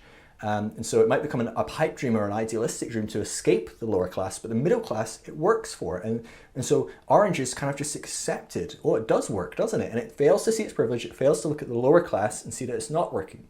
They just see the lower class as people that aren't working hard enough. Market capitalism, we talked a lot about capitalism and libertarianism, very Stage orange, the liberal self-interest kind of concept. Most of the world's, the civilized world, the Western world, the Western Europe, North America, most of those institutions are going to be modern, okay? Now, you're going to see parts of the world that are very earlier in their stage. So maybe look at somewhere like China, which is very red and blue. So things like communism, very blue. The way that their society operates is very blue. It's very status quo. It's very don't stick your heads up a parapet. It's very much God has put this person in charge, or you don't believe in God, but like this person has been put in charge and that's their right, and we don't question that. But actually very, very orange from a business perspective. So actually it's business and it's capitalism and it's growth and it's the markets expanding and it's all this influx in money and cash that is actually causing it to start to see some orange growth. And so that's actually going to be a good thing for China and may well start to bleed into its government as time goes on. You look at what's happening in Hong Kong and its uprising against China. Hong Kong being a very orange society given back to a blue society, and then the blue society trying to put its rules on top of an orange society, and it's not taking it, it's not having it, it's individualistic, it's taking to the streets, it's marching, it's speaking out. So it's a very natural clash of orange and blue. Marriage for love is an orange concept. So we've not talked much on my podcast or anything about marriage too much, but marriage has never been for love up until a couple hundred years ago. You didn't marry someone because you loved them. You married someone because it was a business arrangement, because it was it secured the family's assets, it secured the family's interests, it connected different families together. Even poorer families still didn't marry for love, generally speaking. It was decision made between parents for something that benefited both groups of parents in one way or another. Whether it was we just got a bunch of cows for a daughter, whether it was I'm a potato farmer and that person who's got a daughter has a turnip farm, and maybe if we combine we can create the ultimate stew. It was always what's beneficial, what works, and how does that work. It was only in the Enlightenment that the concept of marrying solely over do you love this person came about and really started to be valued. Now, there were people throughout history that did marry for love, of course, and there are lots of people that married and fell in love. In fact, that was something that was quite unique about the Jewish and Christian principle of marriage, is that they believed that you should love the person that you were made to marry. But they didn't think you should love the person then marry them. They didn't have that concept of like, oh, wait till you fall in love and then marry. Going on a date didn't exist until a couple hundred years ago. And in fact, in most of the world, it still doesn't exist, right? It's still very, very forward thinking. And so the concept of marrying for love came out of the Enlightenment. And they were like, well, what if we just actually got to choose? What if it was about me? It wasn't about what my parents wanted, right? It wasn't about what works best for the government or for my family or for my parents. What about I fall in love with someone and I want to marry them? That's where marrying someone for love comes. So this is a beautiful, exciting new thing. And it's important we think about that, right? It's important we see that as a new idea, because when we open up our Bible and we go, well, the Bible says this about love or marriage, we fail to see that it's not saying anything about the marriage we know about. right? The marriage we know about is very different to the marriage that they were talking about. It's a completely different concept. You're marrying someone by choice for love versus being put into a relationship for a selfish interest of someone else, and then having to choose to love that person and fall in love with them. It's a very different concept and a different thing. And so we need to be careful when we say, well, the Bible says this about marriage. It might not be directly applicable to today. Republicans, very orange. Now, I know I mentioned Republicans in blue. Now, Republicans are interesting because they are the overlap between blue and orange. And so you're going to see a lot of Republicans that are very success-orientated, achievement-orientated, very focused on capitalism, free markets, libertarianism, all very orange traits. But of course, many Republicans will have very blue beliefs, very blue faith. And believe in a blue civilization and a structure in many ways. Now, what's interesting is many Republican leaders, generally speaking, don't have a blue faith, but they will pretend to or play up to because they know that a blue person will vote every day for someone that says you believe what they believe and you will uphold what they believe. And so that's a very key element. And so while actually most Republican leaders and people in Congress, Senate, things like that are probably more orange, they will often downplay that, or maybe not need to downplay it too much because blue doesn't demonize a lot of that. But they will focus more on the blue elements. Now, some of them will be orange in different ways, right? So Democrats are also very orange. They tend to be orange-green. So there's one group that are straddling one end of orange and the other group that are straddling the other. Because Democrats, in their orangeness, tend to be often less focused on business, capitalism, self-interest, all these kind of elements, but more focused on rationality of science, of individual freedoms and individual rights and things like that. So they lean more towards that. And then with a green element, which is very world focused, it's very inclusive, it's very we are all one in a mentality. It causes it to lean more in that democratic way.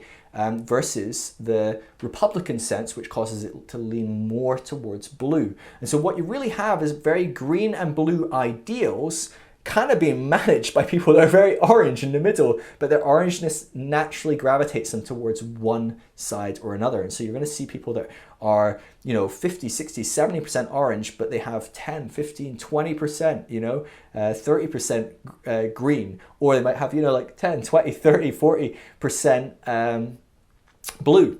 And so we're going to see differences here. And now this is not to say that Democrats are better than Republicans because they're leaning towards green. Again, green isn't better than blue, or blue isn't better than orange, or orange isn't better than green, or green isn't better than... that's just not how we're to work here. And it's not how you're to see the system. It's not how you're to use the system, okay? But it's just understanding the mindsets, the worldviews, how our growing psyche affects these things, okay? So how, as we develop in the way we see things and the way we grow, how it then affects different elements. So of course, someone that's at stage green might have a more developed outlook on the world and how things work than someone that's at stage red. But the truth is, a stage green government would be horrific for a group of people that are at stage red. And so actually we don't want that necessarily. The ideal, of course, would be to have people that are in charge that are at stage yellow who understand the spiral, understand different people at different stages, want the best for every person at every stage. They don't want the best for stage yellow. That's irrelevant to them. They want the best for every stage. So what's best for stage yellow, if it's not best for stage blue, is put to the side and we figure out something that's best for all of us. That's a stage yellow mentality, and that's of course why that sort of leader would be ideal. But that's going to be very hard to do, generally speaking, because those types of people tend to sit to the background, tend to work behind the scenes, tend not to rise to the front. Anyway, we're getting ahead of ourselves, but stage orange. We were talking about Republicans and Democrats, both very orange. You are a great example, probably, of stage orange. You probably have a lot of orange in you. Deconstructionists, deconstructionism, the process of deconstructing in your faith is very, very orange. It's starting to think for yourself. It's starting to use rationality. It's maybe applying science. It's looking at the Bible critically, not just with an open mind to God speaking through it, but actually with a critical lens of going, well, what does it actually say? And does that actually mean something that is true? Or is it actually incorrect? Is there incorrect elements to the Bible? That's a very orange approach to the Bible. Protestant liberal churches can be very orange.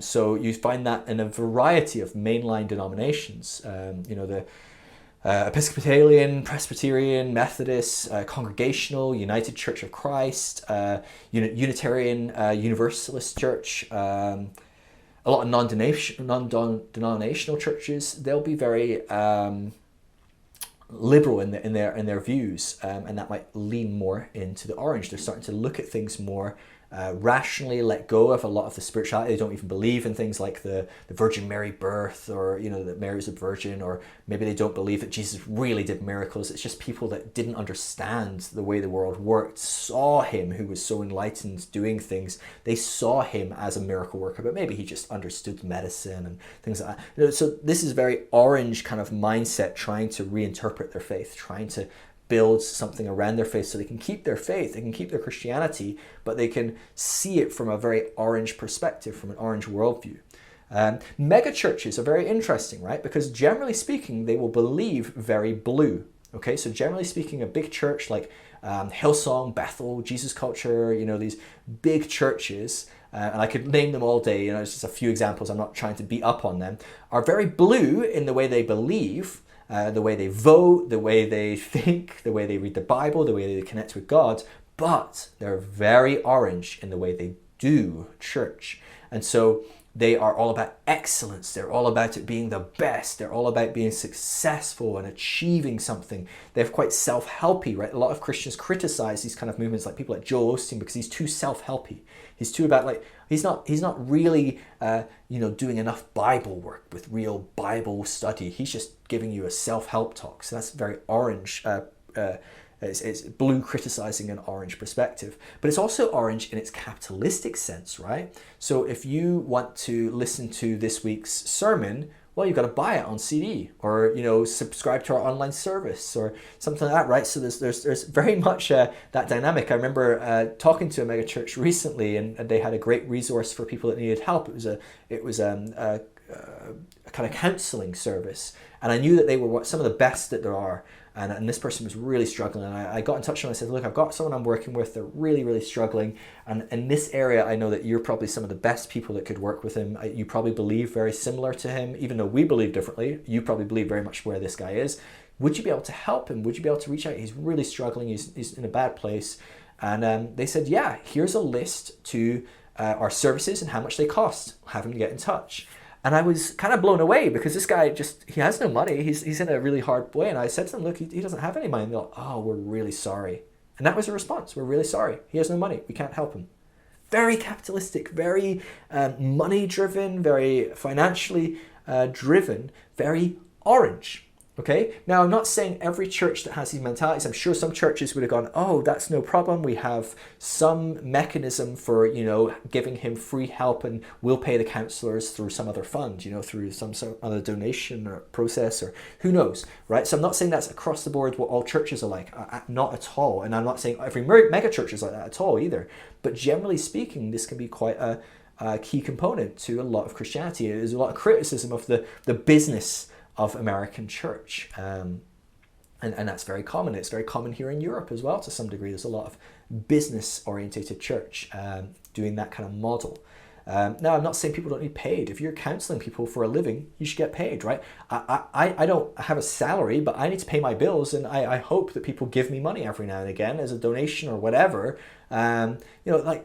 I need to pay my bills. So I'm not saying that you should never pay people that do something that's beneficial for people, or people need that thing.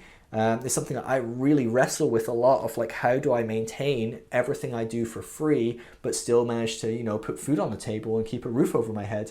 Those are real practical concerns. So how do you do that? So I'm not saying it's easy. I'm not saying it's simple, but and people that are at stage orange, their conclusion is going to be, well, we'll charge for things, right? We charge in the world for, an accountancy service, or if you were to go get counseling in the world, you pay. So why not get paid? Why not pay for counseling service in a church?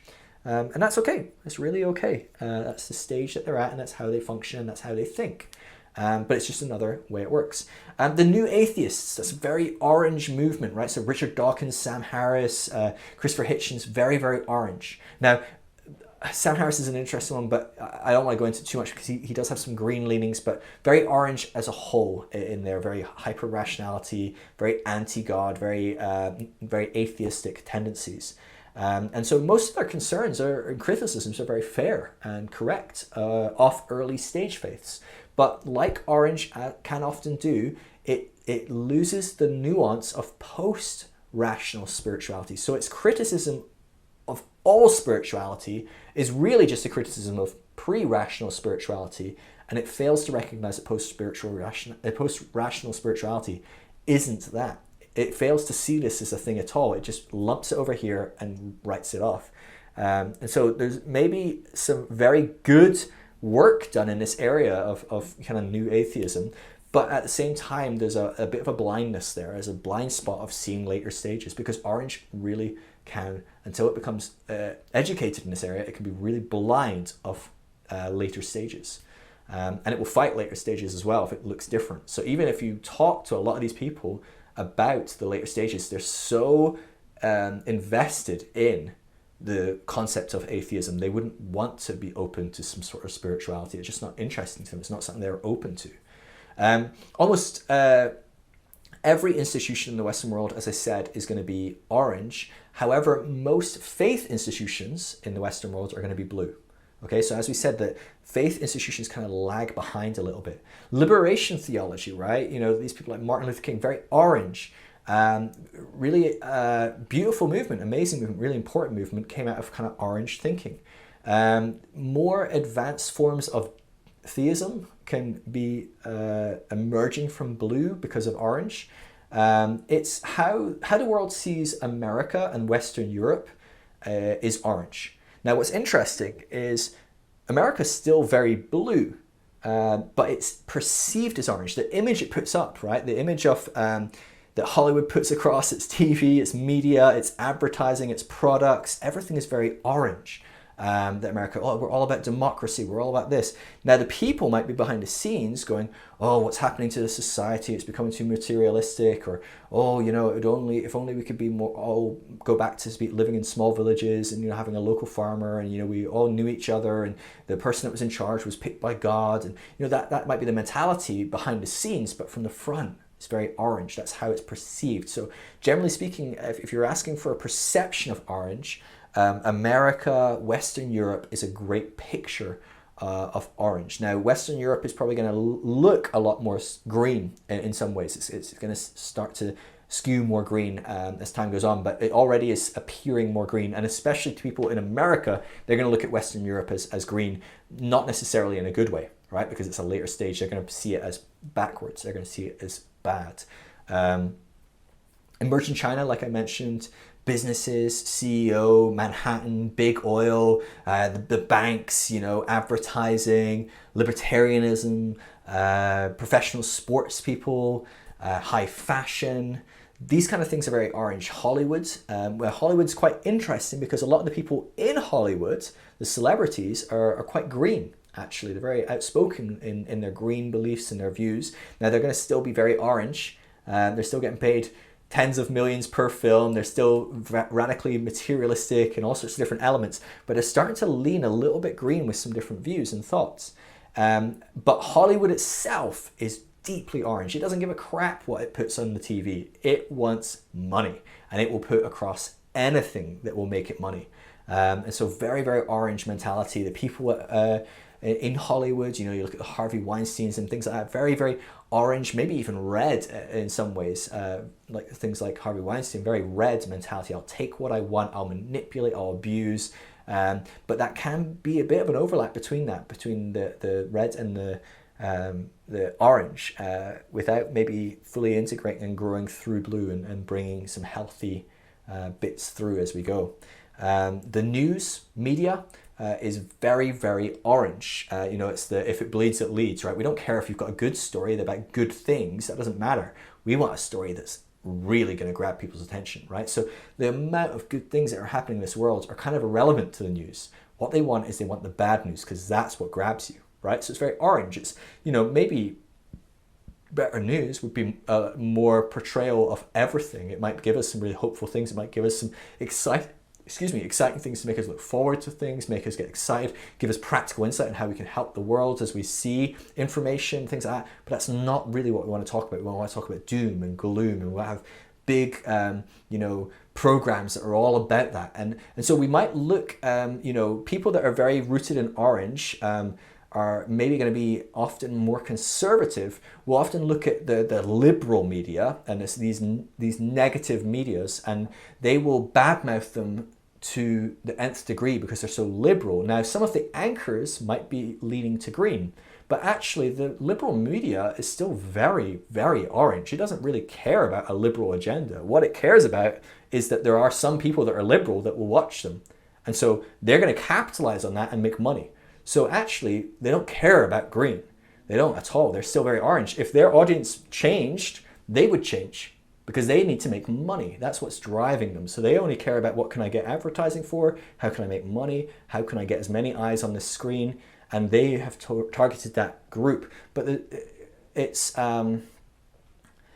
be aware that we can think things are one thing, but they actually can often be something quite different. And so media is a really interesting part of that. Pastors and churches that monetize everything, as I said, life coaches, people like that are all about the best you, how do you become the better you, all these adverts you see on Facebook about, if you do my program, you'll be the best person, or here's the 5 steps to being the best thing ever, or, here's how to sell, selling things, right? Because they tell you how to sell, but all they sell is their thing that's selling. It's this weird circular logic. I've made millions selling this book telling you how to sell. And it's like, okay, but I can't sell a book telling you how to sell because you already got one of those. So what am I supposed to sell? And do you know how to sell that? And so there's all sorts of people that are out there doing these kind of things. We mentioned, how it can outwork in females can be very... it can be moved through a lot quicker, but generally speaking, it's the CEOs, it's the business people, it's a lot of these things that we're talking about, media, they have female pastors at stage orange, that's not a problem. But it also can look like the quote unquote trophy wife, right? Because this is a woman that needs success, so they'll find the most successful husband, because in this culture, I still need to be married, I still need to have kids, that's what it is to be a okay woman, a good woman, a successful woman, or whatever it is, to be married and have kids. But I want to have the most successful husband so I can have the most things, I can have the biggest house, I can have a nice car, I can buy really nice products, have branded things. It's going to be important how I look. That's very orange. You've got to look good. It's really, really important because that's what it's about. It's about how things appear. So things like that, the phrase is awful, the kind of trophy wife, but we all know what we're talking about and how people can see that and how certain people see that and go after that. That can be how it manifests in some women. And we see this a lot in churches, actually. You see a lot of the pastors, they have this, the perfect wife that's, just looks nice and smiles, but never actually says anything. Or if they do say anything, they kind of give a soundbite and they kind of quickly go and sit in their seat and don't really do much. And they're just there to show how powerful and successful the husband is. And they don't really have a life themselves. And it's awful, but it is what it is. And it is the stage that people are at, and they don't know how to be anything else. And so it's an okay stage, and it's even a good stage for people to be at, in a sense. Okay, so it's really hard for me to get my head around because I am still very orange, and even my green side doesn't like that, even more it doesn't like that. But the part of me that's slowly starting to emerge into yellow is going, it's what has to be. It is what it is. Used car salesman, sex education is a great one, okay? So, at stage orange, because it starts to value rationality and science, it really wants to see sex education in schools because it knows if we teach sex education, kids start having sex 2 years later. That's the data on that. If we stop teaching them sex, if we teach them abstinence, they actually start having sex 2 years earlier than kids that are getting sex education. We also know that pregnancies go rapidly down the more education there is. And so orange tends to lean much more towards having healthy sex education, having pro-choice. Whether orange believes that abortion is good or not, I've never personally met many people at Stage Orange that believe abortion is good or want abortions, but I know many people at Stage Orange who know that actually if we have pro-life leaders and government officials in charge, abortion rapidly drops. It goes down. In fact, the numbers have gone down ever since Roe v. Wade. The whole time they've gone down, and it's because people are being more educated. They're given more tools. They're given contraception. That's an orange perspective. Is they're going to look at the data, right? They're making a decision based on data. Blue can't do that. Blue can't look at the data because you've said that you allow some people to be aborted. That is it. You're killing someone. So that's it. The Bible says murder. That's murder, so we're just not going to do it. Whether it means that less people are murdered, we don't care. We'll pick the thing which makes more people murdered, but in principle is about murdering no one.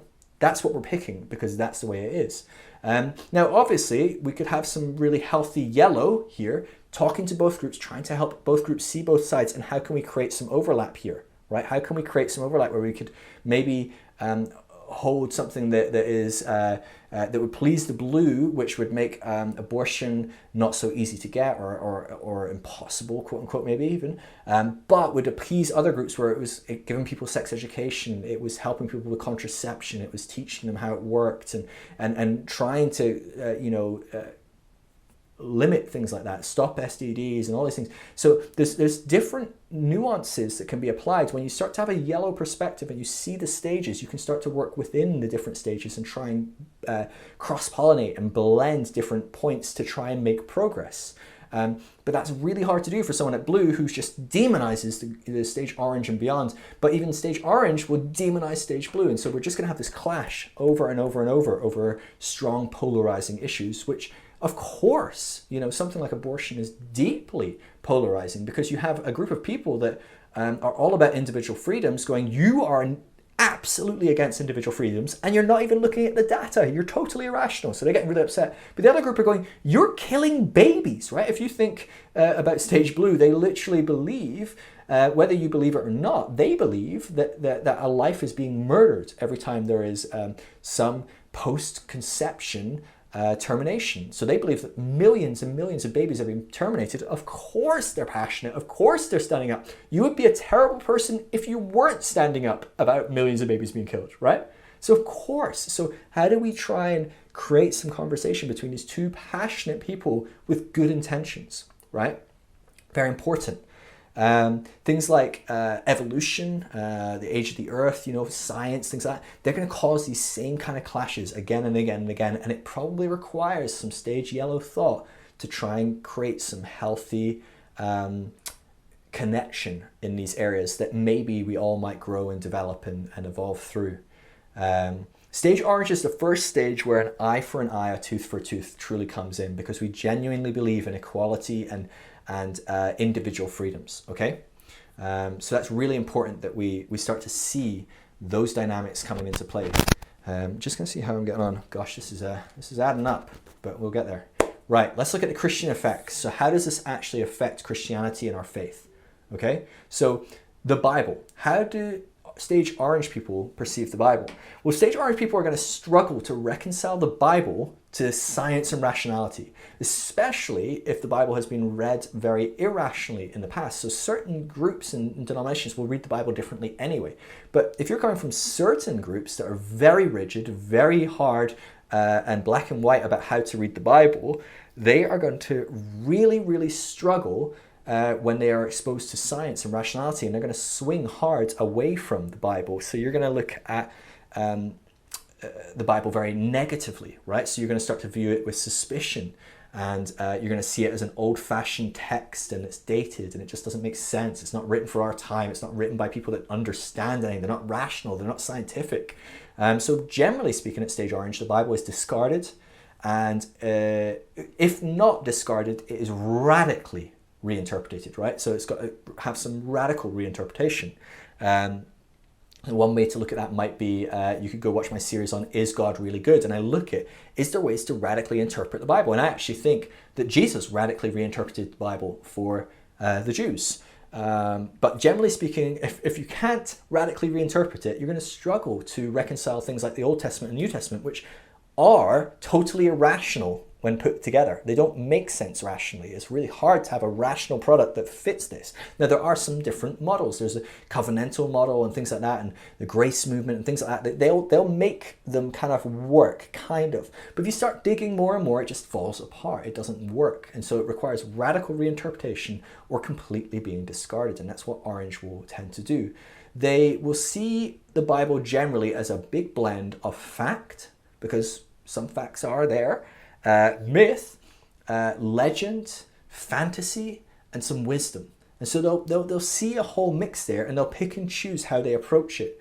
Now, that's not to say they're picking and choosing based on arbitrary things. They're trying to be very rational. So you'll see people at Stage Orange being rational about how they read things. So they'll go, oh, well, this is a poem. It's myth. It's written as myth. So it's going to have truth in it, but it's not going to be factual as in it actually happened. So that's how I need to read this. So they're rationally trying to perceive what kind of literature it is and how to read it. But generally speaking, the Bible is a very problematic area for most people that are in Stage Orange. Excuse me, I'm just going to get a drink.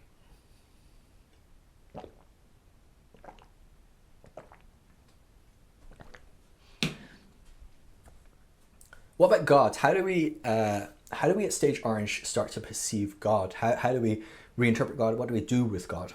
Well, first of all, there's a rejection of a God that is apart from creation. That God tends to just be disproved and thrown away almost immediately. We begin to see, Stage Orange will tend to see God, if it embraces God, as panentheistic. Now, this concept of panentheist, they believe that God is in everything and that everything is in God. The idea of what Paul says, in whom we live and move and have our being. Or Jesus saying, if you've seen me, you've seen God. But then he also says that God is greater. So yes, in Jesus is the fullness of God, but there's actually a greater reality of God as well. Got John, I think it's John 14, 9 and John 14, 28 for those of you that are blue. Let's look at a definition of this panentheist. Okay, so you've got theism, which believes that God is over there. So there's a person, this thing, a guy with a beard kind of thing called God. And that's what theists believe, and that's very common in the earlier stages to believe in theists. Well, it's largely a blue theory, is this theist position. But in Christianity and Judaism, we have a theist position as well, even in purple and red. Now, pantheism, believes that everything is God. God is everything.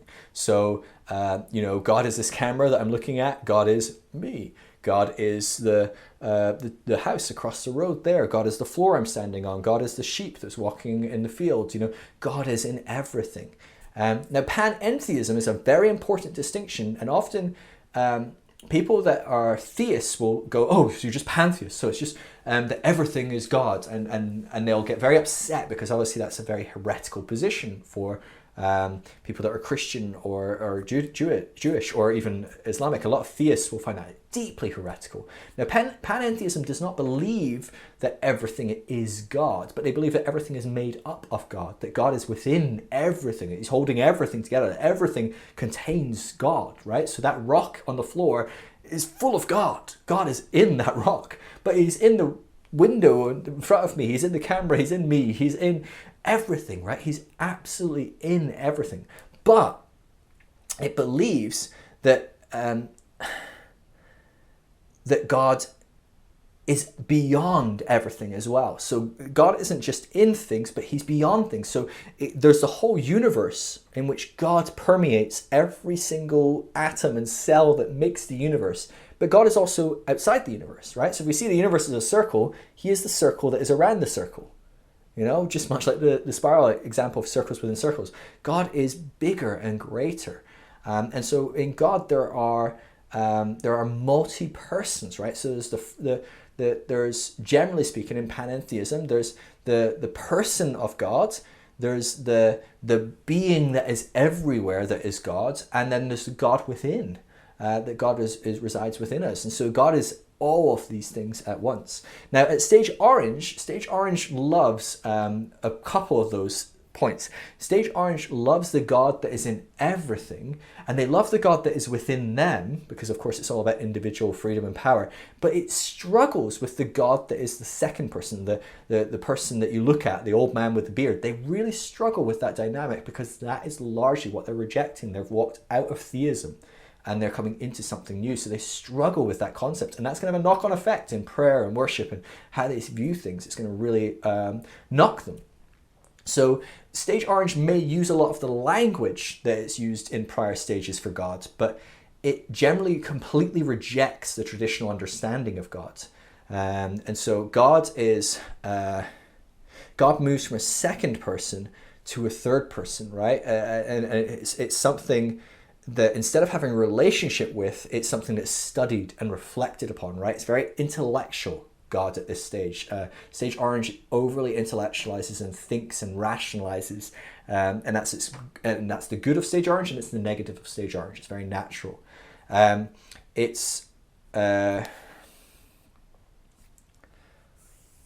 Language, so words for God often shift as well at this stage. So we go from people calling God God or Father to maybe the divine or the ground of all being or the sacred.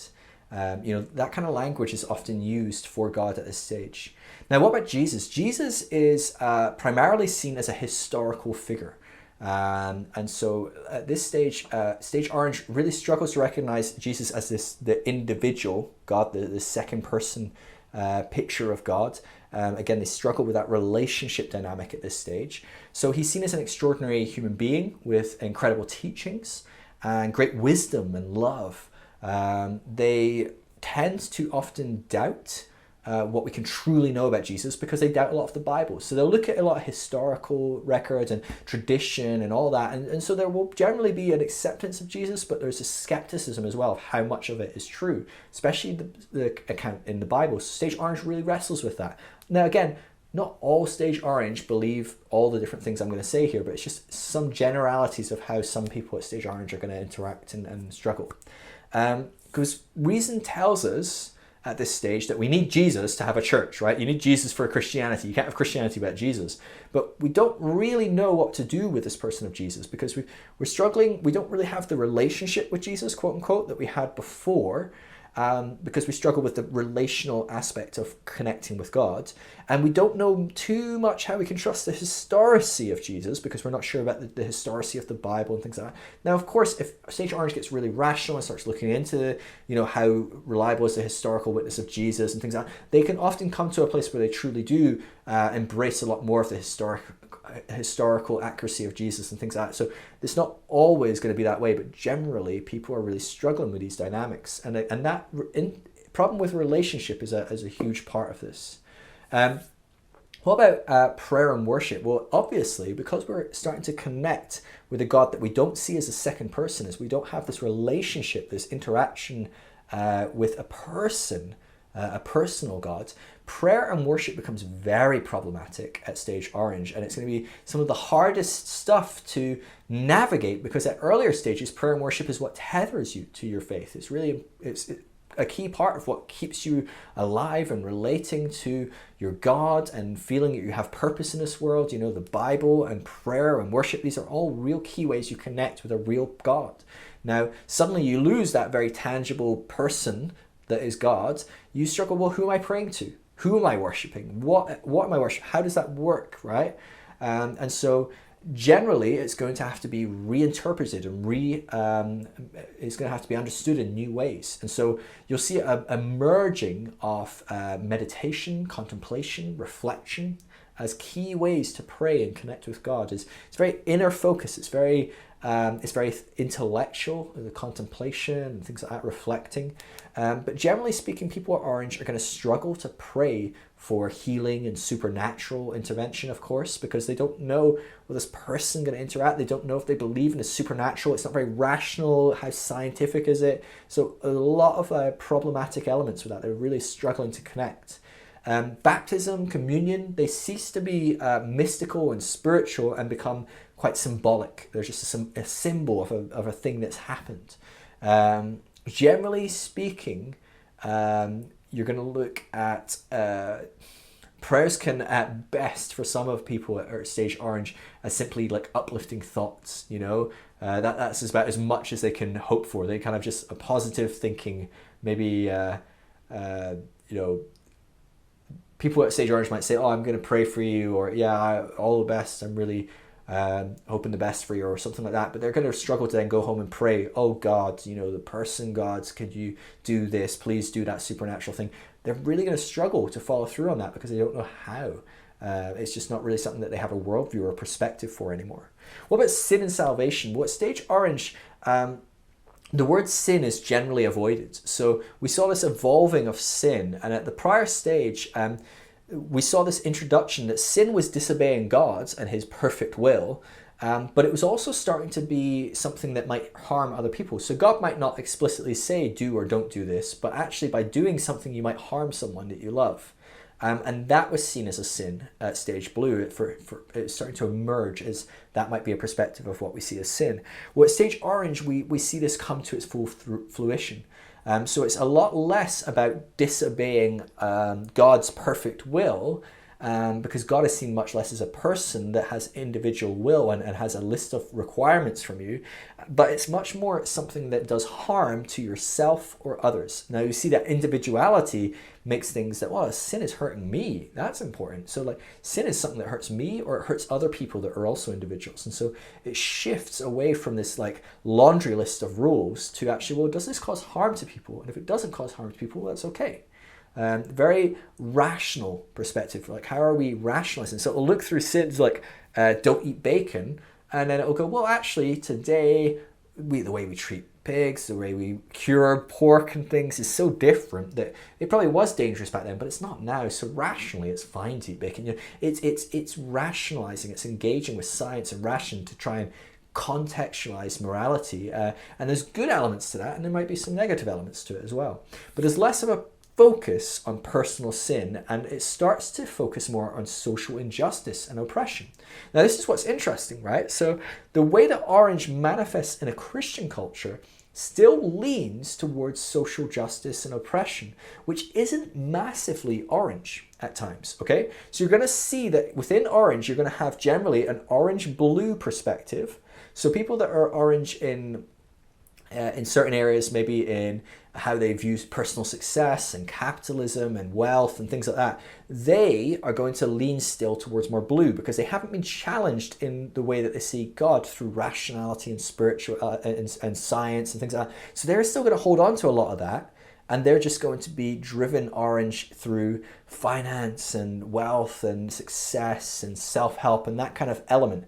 But the people that are being rationally driven by science and rationality and things like that, they, as Christians, are more likely to be less focused on the materialism and the possessions and the finance and the wealth. And they're going to actually lean into maybe green. This actually might be a key part for them to start to shift into green.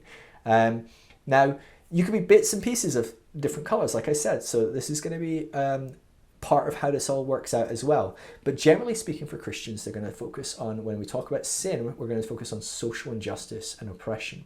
As far as salvation, at stage orange, generally speaking, people are going to see, again, not people that are leaning towards blue in their faith, but in their faith, they're orange. They're going to generally see all as saved if we need saved at all. So that some people might have deconstructed their faith to the point where they don't believe we really need saved from something. Well, they are going to see people as saved in general, or just accepted or being one with God. So generally speaking, all people will go to heaven if there is a heaven. So what about heaven and hell? Well, we cannot be sure of an afterlife. Rationally, scientifically, we do not know about an afterlife. So heaven and hell are largely put to the side. We may cease to be, but that's okay for someone that's at stage orange. They're going to wrestle with that. They're going to struggle with that. They're going to work through that. It's going to be a really hard process to go from living solely for the afterlife and not for the now to suddenly realizing, oh, it's all now and there might not be an afterlife at all. That's a total pendulum swing, right? So we're going to see some evolved positions on this as we go through this. But right now, at stage orange, there's going to be a real struggle to believe in an afterlife. However, There may well be an afterlife, and there is an openness to that to some degree, but that openness is really only going to start to open up as you start to shift towards green. Hell is not a afterlife destination for most people at this stage, but it's a state in which people exist now. They create with their lack of love and justice towards another, and they live in poverty and suffering, right? So hell is often seen at this stage as the opposite of success and being healthy and being loved and being provided for and things like that. So hell is right now suffering, and heaven is almost right now not suffering. That can be how things are perceived. So the kingdom of heaven at this stage is a very important present reality. So it goes from earlier stages being later, and we might bring some of it into now.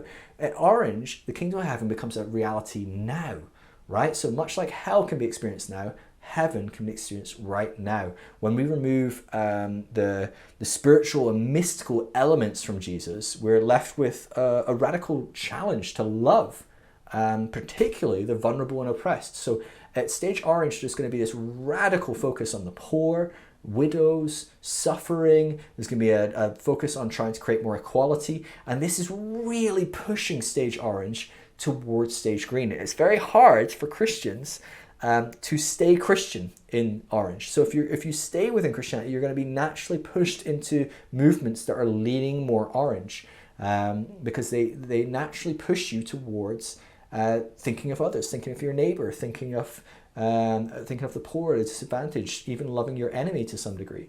So it's very focused on social justice, on liberation from oppression, particularly in this world, not the next. What about the mystical? Well, as we said, there is no mystical. It's just considered as completely irrational. So it's thrown out at this stage. You're not going to see many charismatics or Pentecostals survive the Orange stage. They're going to struggle to get through. They're going to start doubting all their prior experiences. They're going to start to rationalize what they saw. They might hold on a little bit. What you might find sometimes is people that have come through charismatic and Pentecostal experiences that have such profound experiences, such radical altered state experiences, or maybe saw such radical healings, they're going to struggle to stay in Orange without going through to some green-leaning Christianity, because they're gonna need some answer for their mystical elements. So they're gonna dig deep in Orange and ultimately find the end of it, because if they can't get to some answer, if Orange can't find an answer for their mystical experiences, their altered states, their radical healing, if they just keep hitting the ceiling of Orange, they're going to burst through that and into Green, where they might start to again see some exploration of spirituality. And so actually often what I see is people that are in these more supernatural focused movements tend to go through Orange quite quickly at times. It's certainly in that area. Now, in lots of other areas, they need to take their time, work through, and there's no rushing any one part, but sometimes being positioned in a certain way can allow you to grow through certain stages quicker in certain areas. Generally speaking, though, you're going to chalk up mystical to hallucinations, magical thinking, giving some mystical answer to something that you didn't understand. People in the past are seen as ignorant of science, delusional. They just mystified everything they couldn't explain. But ultimately, only observable and measurable truth is real. Cool. So that's how I can look at it in a lot of Christianity. Let's look at the pros, the cons. Let's look at transformational dilemmas, and then how we work with stage Orange, and we'll wrap up. Okay. You're doing really well. First of all, let's look at some pros, okay? Because I do not want you to think that this stage is bad. Now, I mentioned a lot of negative things, but they're only negative because you perceive them as negative, or I perceive them as negative. They're ultimately just where people are. That is what they are, and that is what they need to go through to get through to the other stages, okay? So while ideally it wouldn't manifest in certain ways and we could help people grow in different ways to reach their ceilings, sometimes that's just the path that people need to take. It's how we need to go through. So we have to get through our Orange if we're ever going to grow and become Green. So if you're Green and you're looking at Orange thinking, gosh, I hate Orange, which Green does. Green really demonizes Orange.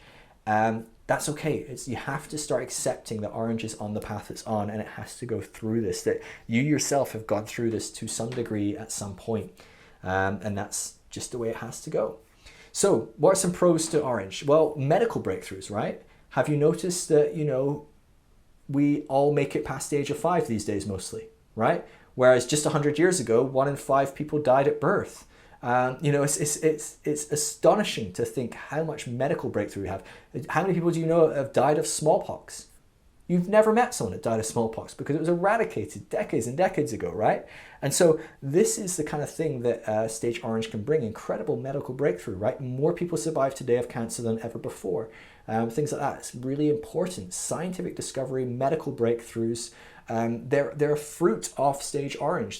There's healthy competition at Stage Orange, which is really good. We need to make sure we celebrate that because that's a healthy part of living in life is that camaraderie and that pushing one another to do better and be better. We're encouraged to personally develop ourselves, right? So that self-help drive, that being the best we can be, being successful, achieving, those are good things to want to better ourselves and grow and develop.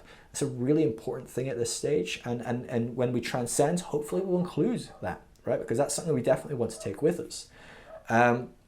Financial independence is a great thing that comes from the stage. So we start to learn to look after ourselves, to budget, to make money, to teach other people how to make money and how to look after themselves, how to claim some financial independence to make their way in the world. That's really healthy and good. There's essential deconstruction that happens at this stage. So like I said, we look at becoming atheist and agnostic is really bad and we really beat it up on it and we say, oh, it's the worst thing ever. But actually, deconstruction is an essential process that will open us up to further stages where we will reconstruct faith. And actually, these later stages of faith will not be able to be built on stage blue and before, because blue and before has stuff that must be deconstructed and removed as we transcend and include in order for some of this stuff to be built. So it's actually really important that we go through the stages of deconstructing some of these beliefs. Not everyone's going to become agnostic or atheist. If they can find other rational Christians to walk on the journey with them, they will likely join some of these other Christian movements, these liberal, kind of progressive, those kind of language churches are often found at this stage. These are churches that people will gravitate towards at this stage if they don't become agnostic or atheist. But hopefully, if people can find the right people, they'll manage to go through this without losing everything that they've taken from their faith in the past. But if they don't, that's okay as well. It's still part of the process. It's still part of them growing and developing. And we'll see that as time goes on, they're going to start to re-emerge into seeing some post-rational spirituality.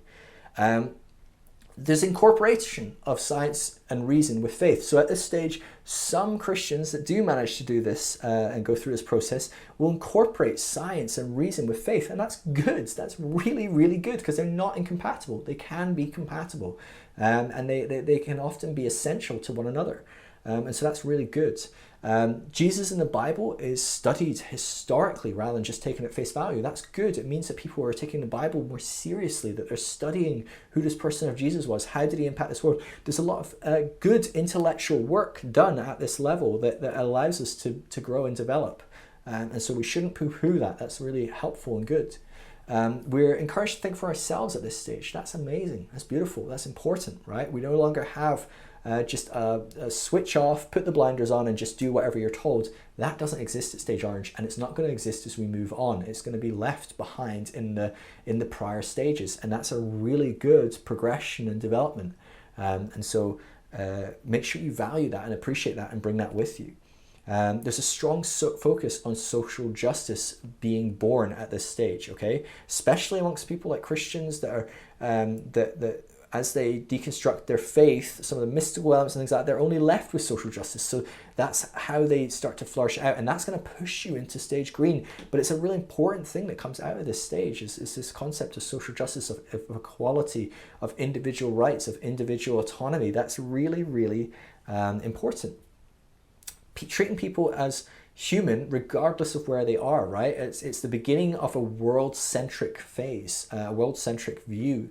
And it pushes people towards green. It pushes people towards the postmodern stage, green. And that is a very helpful and good thing. And so, like I said, it's really key that we embrace that we grab a hold of that. And of course, there's all the technology that we've gained at this stage. There's loads of, there's tons of great stuff. I've said loads, so I won't belabor it. But let me go through some cons, and I'm going to give you a lot of negatives, okay? Because this is my stage. I need to beat myself up a bit. I'm kind of joking, but we need to be reminded. No, there are limitations of stage orange, and we need to find those limitations, work through those limitations, so we can transcend and evolve beyond those limitations, finding solutions for those limitations and bringing the good with us. And so, what are the limitations of this stage? Because the truth is, to someone that's orange that's listened through to this so far, is probably going to go, well, I like this stage. It's good. It works. And the truth is, it probably does work, right? If you're watching me in some position or another, you're probably doing okay, right? If you're sitting online watching some idiot for 3 hours talk about spiral dynamics, you're doing okay, and so stage orange is maybe working for you pretty well. But what are some of the negatives? Sorry.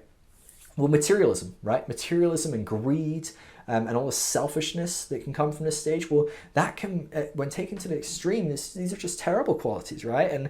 And they don't benefit the world. They don't benefit others. They often don't benefit us, right? So stage orange, we fail to see that all this success and all this materialism and all these possessions, they don't make us happier at the end of the day. Right? And it's only when we get that new thing that we have this burst of adrenaline and endorphins that make us feel better, and then we realize, oh, I actually don't feel any better though, right? A couple of days later you go, oh yeah, this new iPhone is feeling old already, right? And so we have to understand that that's not necessarily going to make us any happier. There's a reduction of values, right? At this stage we start to question everything. We start to reduce, and there's like reductionism at its extreme, which is very rational, very scientific, of course. It seems scientific and rational, but what we do is we start to dissolve a lot of our values, right? Because we don't value the Bible, because we don't value these prior states that created all these kind of moral frameworks for us to live in. Well, a lot of orange throws out some of these moral frameworks. Some of it only finds value in success, but then when it succeeds, it doesn't feel good. And so it can feel quite meaningless, right? There's a lot of nihilism and meaninglessness at orange. There's a lot of suicide at orange. Suicide is a huge problem at stage orange, because there's a warped meaning of life, right? This meaning of life isn't very meaningful. There's a rejection of spirituality. Like I said, there's no nuance between pre-rationality and post-rationality, and so it ignores all types of spirituality, and that can really hold orange back, and it can be a very negative element to live in. It's often got a lot of anger at stage orange. Stage orange gets very angry with stage green.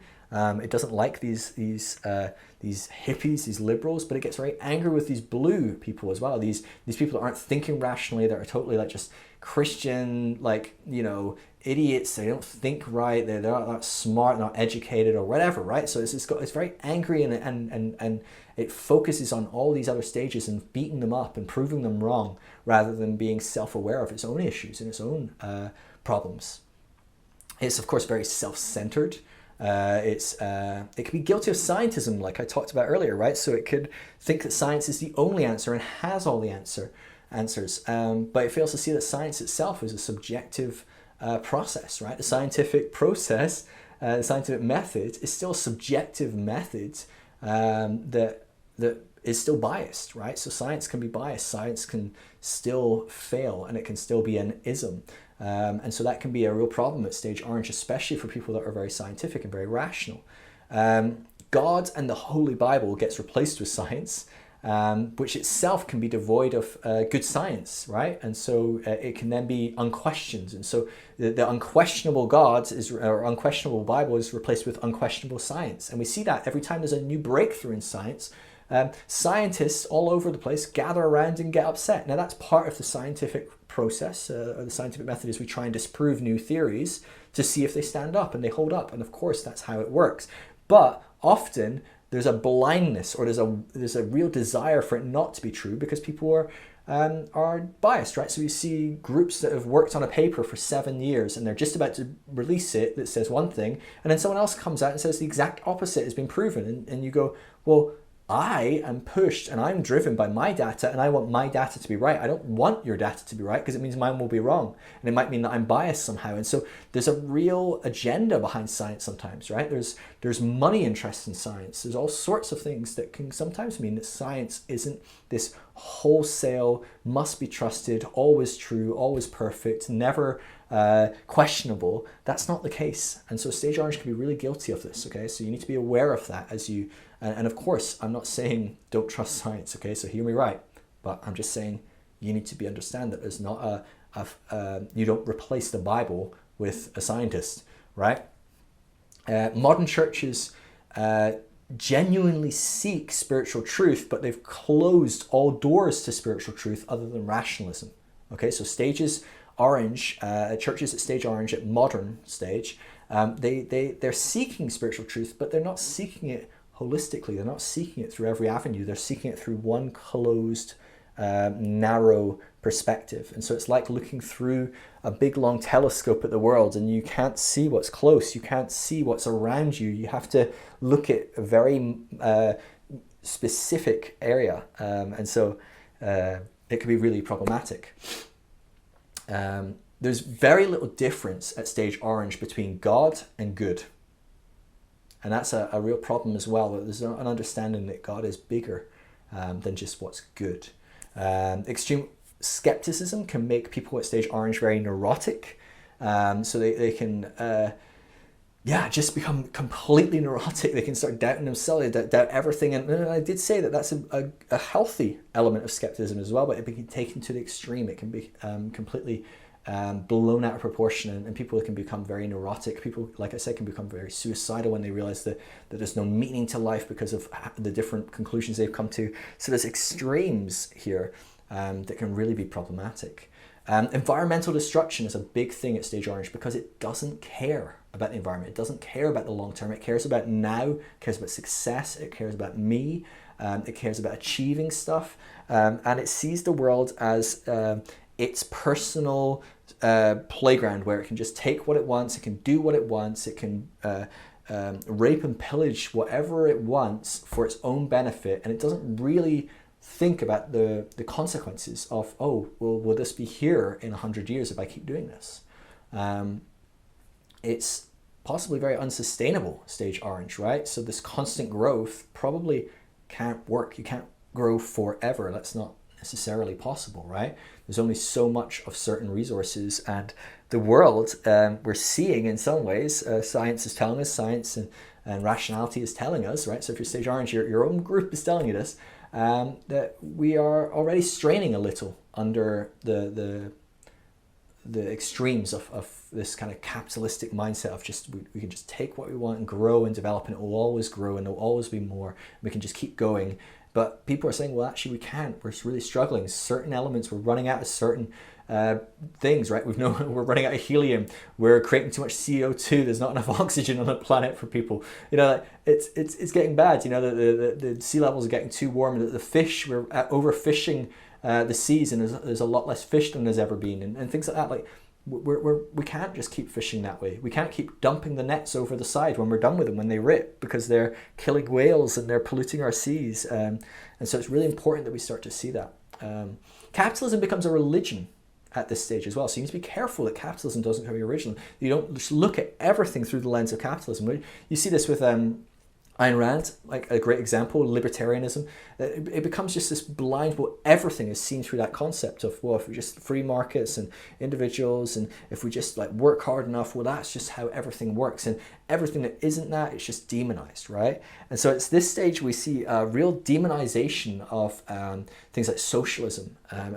But this is a prime example of an inability to see other stages, especially those that are beyond, right? So socialism is actually, generally speaking, in its healthiest forms, much later stage. It's green, right? So orange will ultimately move towards socialism. That's a natural progression. But orange can't see socialism and green. What it sees is communism and blue, and weaker forms of socialism in its poorest forms, which are blue. And so it sees healthy models of socialism. So it sees a country that's very socialist and it's working very well, like Norway, and it goes, oh no, that's an exception, it doesn't count, it's not true, they're not really succeeding or whatever, right? And it ignores them, and then it finds socialistic models it doesn't like, or communist models, and it goes, oh yeah, like Venezuela, that says it's socialist, so that's what will happen if we do socialism. And so it's really important that we see the nuances here, because there's a big difference between Venezuela and Norway, okay? And there's a whole host in between. And again, we fail to see that a lot of our countries, right? So America fails to see that it's very socialist in a lot of ways. A lot of the things that work very well in America are socialist. And a lot of the things that work well for those that are the most outspoken about libertarianism and capitalism and free markets, they themselves benefit from socialist policies. They benefit from the tax cuts. They benefit from all the bailouts and things like that. And so we need to bear in mind that like the rich are quite happy. This upper 400 people or so, so the 0.001%, they're very happy to enjoy socialism when it benefits them. They're just not happy when it benefits everyone and it costs them. And so we need to see there's nuances here, and there's things that don't always add up. And so this can be some of the extremes of Stage Orange. It's so rational, Stage Orange, that it struggles to comprehend things like philosophy, theology, metaphysical discussion, and that's going to hold it back from really engaging with the depths of reality, the deeper things in life than just the material and the possessions and all that kind of stuff. Think of maybe tithing culture. It's very orange and it's very abusive. So churches that teach, well, God said you have to give 10% of your income. Nowhere in the Bible does it say that. I've got a whole series on tithing about that. But churches will use that, and they'll use it in abusive ways even. I've seen churches that have told single mothers the reason they're broke is because they stopped tithing. And they're not going to help the single mother. They're just telling her, well, if you start giving us 10% of your income, then God will help you. Or I've seen pastors, I've seen megachurch pastors, I've known megachurch pastors that are making millions a year go into Africa and take up offerings because they need to understand that if they give, well, God will give to them. And of course it's blessed to give, it's more blessed to receive, all that different stuff. But that megachurch pastor didn't seem to know that it's more blessed to be giving, right? He didn't go in and give 10% of his yearly income to innovating and renovating that little tribe or whatever, right? And so it can be abused, it can be twisted, it can be warped. Think of any kind of form of large-scale inequality, that complete massive gap, right? It's the people that are making the hundreds of billions versus the people that are making 10,000 and struggling to survive a year.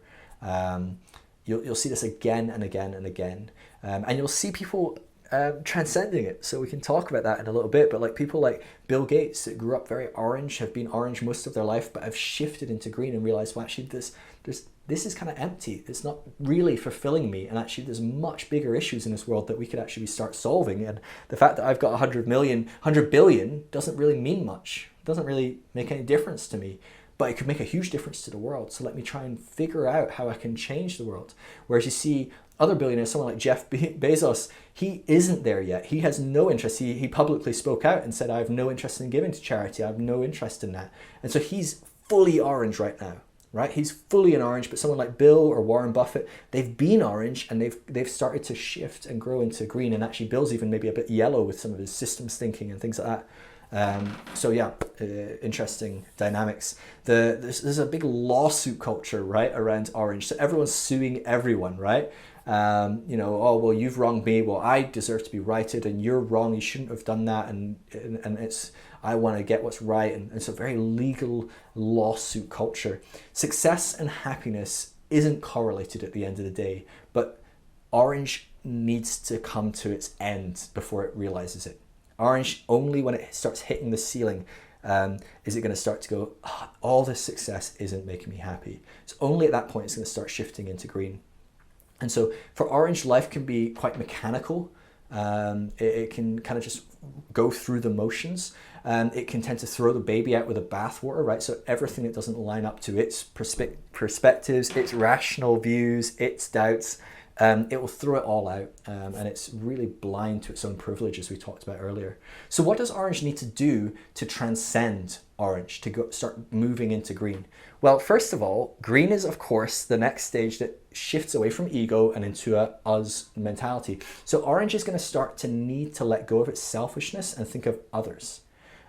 Orange needs to look at the next stage, study the next stage, and think about what the next stage looks like to it, and stop demonizing those people. So orange looks at the next stage, and it's all about the world, and it's about an environment, and it's about treating everyone as equals. It's about trying to not put our own self above other people. It's trying to say, well, America doesn't deserve to be prosperous more than another country. Like, other countries deserve to be healthy and well and looked after.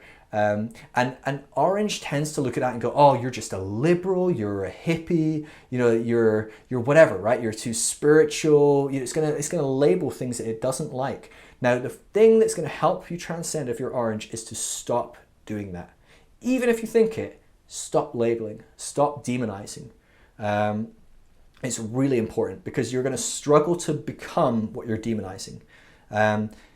Really important that we do that, right? We'll probably cover that a few more times as we talk about transcending here, but you need to recognize that materialism isn't going to make you happy. And the only way to do that is to work it out, to keep doing your thing, trying to amass wealth, trying to amass materials, trying to become a better you. It's only when you start hitting the ceiling that you're going to start realizing, this isn't making me happy. I need to move on. You need to recognize that your selfishness can hurt other people, right? So it's not as bad as red, but it does hurt people. You need to recognize that you may be destroying the environment, right? Both locally and globally, that you're not being sustainable, right? So for you to get your way all the time is hurting other people, potentially. You might be really blind to that. You might need to be thinking about it. You might need to take a step back and go, when you go into a shop and you look at that dollar t-shirt, you need to take a step back and go, who made this t-shirt? I wonder how much they got paid. How many t-shirts do you think this person could make in a day? I wonder what their conditions were. Did they get paid? Did they get bonuses? Did they get holidays? Wow, interesting, right? If I bought t-shirts that were made differently, that were made in that country still, but they cost more, and maybe the person got paid more, well, that would be better, wouldn't it? And it would cost me more, but it wouldn't cost me as much as it's cost them. The amount it costs me to gain that t-shirt, it's not as much of a difference as the amount it would benefit the person that got paid more in that culture, or wasn't a slave, or wasn't being abused. And so it requires us to start thinking and becoming more empathetic and putting ourselves in other people's shoes. You'll want to start doubting the certainty of your doubts. Okay, so we talked about Pyrrhonism. You need to start doubting your doubts, doubting how certain you can be that that there's no certainty and things like that. You need to start thinking about that a bit more. You need to start asking what ifs. Okay, ask yourself. You might believe, oh well, I've been successful because I worked hard, and if people just worked as hard as me, they could have become like me. Well, ask yourself, well, what if I was a different race? What if I was born in a different country? What if I was a woman? What if I had a disability? Right? If I was born, the paraplegic and I couldn't use my legs, would I still be as successful? Maybe you would. I'm not saying you wouldn't, but ask lots of what ifs. Look at those concepts. Look at, if I was a different race, would I? Go and look at how people of a different race, do they go to different schools? Are they living in different neighborhoods? Are as many of them getting into college? Are more of them ending up in jail? Like different things like that. You need to think about that and go, well, how would that plan out? Would I be as successful? Is it as simple as I think it is? Read a lot about the limitations of orange, right? So there's a lot of books written by people that are at stage green, writing about the limitations of libertarianism, of capitalism, of different things like that. There's lots of things at stage blue that write about that, right? So I'm not saying go pick up, Marx and read about, the limitations of capitalism. No, don't pick up a communist playbook, but pick up something that's written by people that are at a later stage. That are at socialistic kind of perspectives, maybe from more developed nations. I know it's a crazy concept to think of it. There's more developed nations in America, but there really are. There's certainly more developed nations than Britain. It's not hard to find. They are out there. And so start looking at some of these topics, look at these discussions, look at people that have studied this more than you, that are pointing out the limitations of orange, and read in depth about the pros and the good things about green, because you'll start to see how that can help you with your limitations. Stop demonizing green is a huge one, all right? So we talked about that, and I'm going to keep mentioning that again and again and again. Always look for how you're demonizing other stages and do your best to stop demonizing them, because it's going to hold you back every time you demonize a stage you need to move into. Ask, does all this new stuff and all these new successes make me any happier? Think about that. Pause about that. When you get bored of your brand new iPhone you got, think, oh, how long did that make me happy for? Gosh, it was only a couple of weeks and I was kind of bored and I wanted something new. Like, is this really worth it? Is this worth the $1,000 that iPhone cost? Is it worth the people that were enslaved in a factory to build it, that we don't like to talk about? But that's how a lot of our cell phones are made, especially certain bigger brands. We don't want to talk about it. We don't want to look at it, and we certainly don't want to think, well, was that really worth the cost that it cost someone else? Ask, what will that cost someone else, right? Ask what that success costs people, right? What does it cost me? What does it cost other people? What does it cost the world, right? Is it costing the world something? So if you're, drilling for oil every day, and we've already started to move into renewable energies, nuclear, different things that cost less of the environment, of other people, stop and go, well, okay, yeah, this might gain me a little bit less money, but long term, would it be better? Would it be more beneficial? Good question to ask. Notice the limits of science and technology. Notice that there are certain things that science and technology can't do. They can't necessarily make you a happy person. They can't necessarily give you love and peace in your relationships, right? So it's important to recognize that science, technology, rational thinking don't always answer every question. There are things that are a bit more spiritual. Open yourself up to a little bit of spirituality. Maybe start questioning, am I doubting? Am I lumping every form of spirituality into one group and throwing it out? Because maybe I should be a bit more nuanced in my approach of viewing different spiritualities and thinking about it. Start acknowledging that you're part of a community. It's really important to see yourself as part of a community, because you are part of a community. Now, Orange does do that to some degree, but try and see how big that community can be. At what point do you draw lines and say, oh, I'm no longer part of this community? Because at that point, that's where you're going to realize you need to push, you need to grow, you need to develop. Those lines you're drawing are holding you back. Make friends with women if you're a male, or if you're a very quote-unquote alpha male. Make more friends that are women, because actually, like I said, stage green leans into femininity. And so it's going to be good to be around more feminine people. Make friends with feminine males, right? So a lot of men hold more feminine traits than masculine traits. And at stage orange, you're going to look down on that. Befriend people like that. Talk to them. See how they think. See what they're like. See how your actions hurt them and hold them back and hinder them. Stop working so much, right? Give up your 80 hours a week and cut it back down to 40 hours a week. Spend more time with your family. Spend more time with friends. Help out in a soup kitchen. That's the sort of thing that will really start transcending into green. It'll start pushing you into green. Try and be more minimalistic. Give up things. There's a great documentary on Netflix called The Minimalist, or Minimalism, I think it's called, and it's really worth watching, because you start to realize a lot of this stuff doesn't make me happy. Actually, I'd be a lot happier if I had less. And there's a lot of data and studies done into that as well, which is fascinating. This is a controversial one, so I'm going to throw it out there, but it might be you really don't like me saying this, especially if you're earlier stages. But if you're earlier stages and you've made it this far, I'm pretty impressed. Be open to altered states, okay? So be open to profound experiences, trances, visions, dreams. Be open to what they speak to you and say to you. And part of that, and this is the controversial part, be open to psychedelics.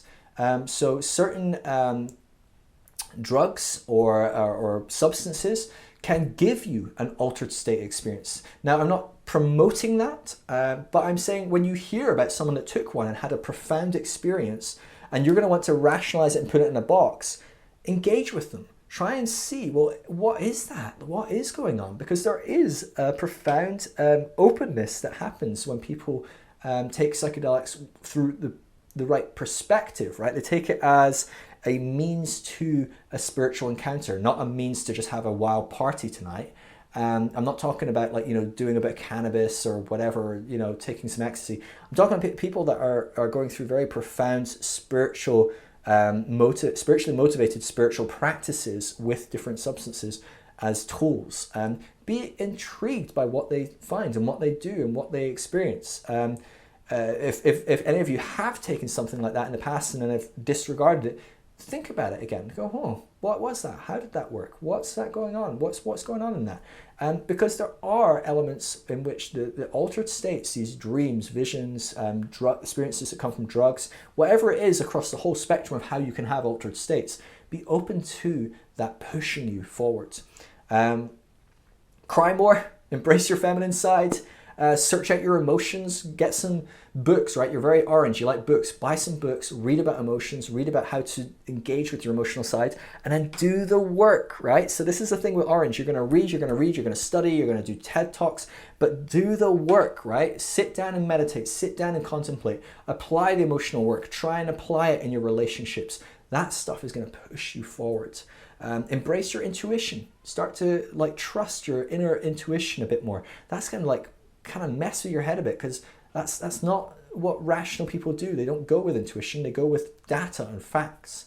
Cut out social media and TV, these things that feed into that materialism and that success mentality and that wealth and all that possession grabbing. Cut that stuff out for a while, just get rid of it. Reflect and contemplate on yourself and these stages. Reflect on them, contemplate, find where you dislike them, find what you like. Contemplate that, ask questions of it, and look at, can that push me forward? Generally speaking, something that can be a big factor that pushes people forward, and I don't wish this on anyone, but you may find this helps, is a health crisis. Being very ill, struggling in your health, it causes you to slow down, it causes you to question what's good, what's right, what's better for you, what you value. Or burning out from overworking can be a huge thing that causes people to grow and develop. And so be aware that if you don't be proactive about these things, often you're going to work yourself to a health problem or burnout. And that's how you're going to grow and develop and hit your roof. And so try and hit the roof in a healthy way rather than burning yourself out at that point, right? It might be you work so hard your wife leaves you with their kids. And you go, that was a really crappy way to realize the limitation of my success, achievement, work mindset. I would much rather learn that through contemplation and meditation and kept my wife and my kids, right? So think about that sort of stuff. How do you work with orange, right? So if you're a later state or a different stage, how am I supposed to engage with orange? Well, first of all, you're going to want to appeal to their rationality. You want to give them data. You want to give them statistics. You want to give them white papers on things. It's going to be easy for people to label orange as falling away, losing their faith. But try to see the stage that orange is at as an evolutionary stage of growth in their faith. So even when they choose to throw it all out and go, I'm an atheist, I would encourage you to see it as a stage of faith. It's a development, it's a growth. Even though they've thrown it away, what they have thrown away is probably quite a poor faith anyway. It's quite a limited faith. It's probably not that true. It may have some truth that they've thrown the baby out with the bathwater, but that truth is going to start coming back in as they start growing and developing. And so try not to label them, don't demonize them, don't put them down, don't tell them they've backslidden or they've fallen away or they've lost their faith. Try and avoid that kind of language, because that's really only going to push them further away. Recognize that their doubts and their skepticism is good, it's a healthy thing, but it's also scary and it's tiring for them. It can be really hard and it can be really wearying when you're constantly doubting everything, you're constantly skeptical, you're not really sure, excuse me, I've got a really itchy nose again. I had that last video as well. Anyway, I think it's maybe the lights or something. Recognize that it's really scary for them to live in this place. It's really hard for them to live without certainty, especially when they've come from blue where it was all about certainty. To go from certainty to no certainty, it's a hard transition.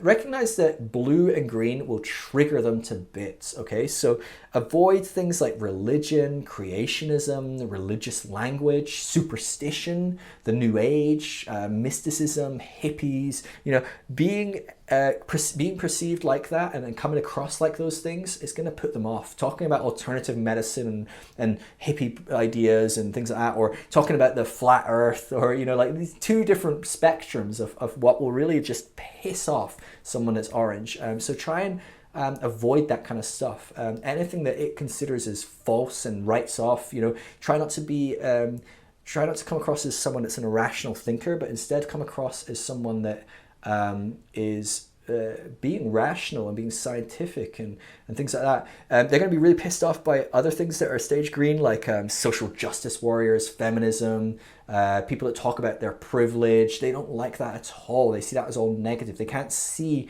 that it's more complex and nuanced. And so they see these things as quite negative. So try and avoid some of that language. If you're orange listening to this, recognize that pisses you off and think, why? What's going on there?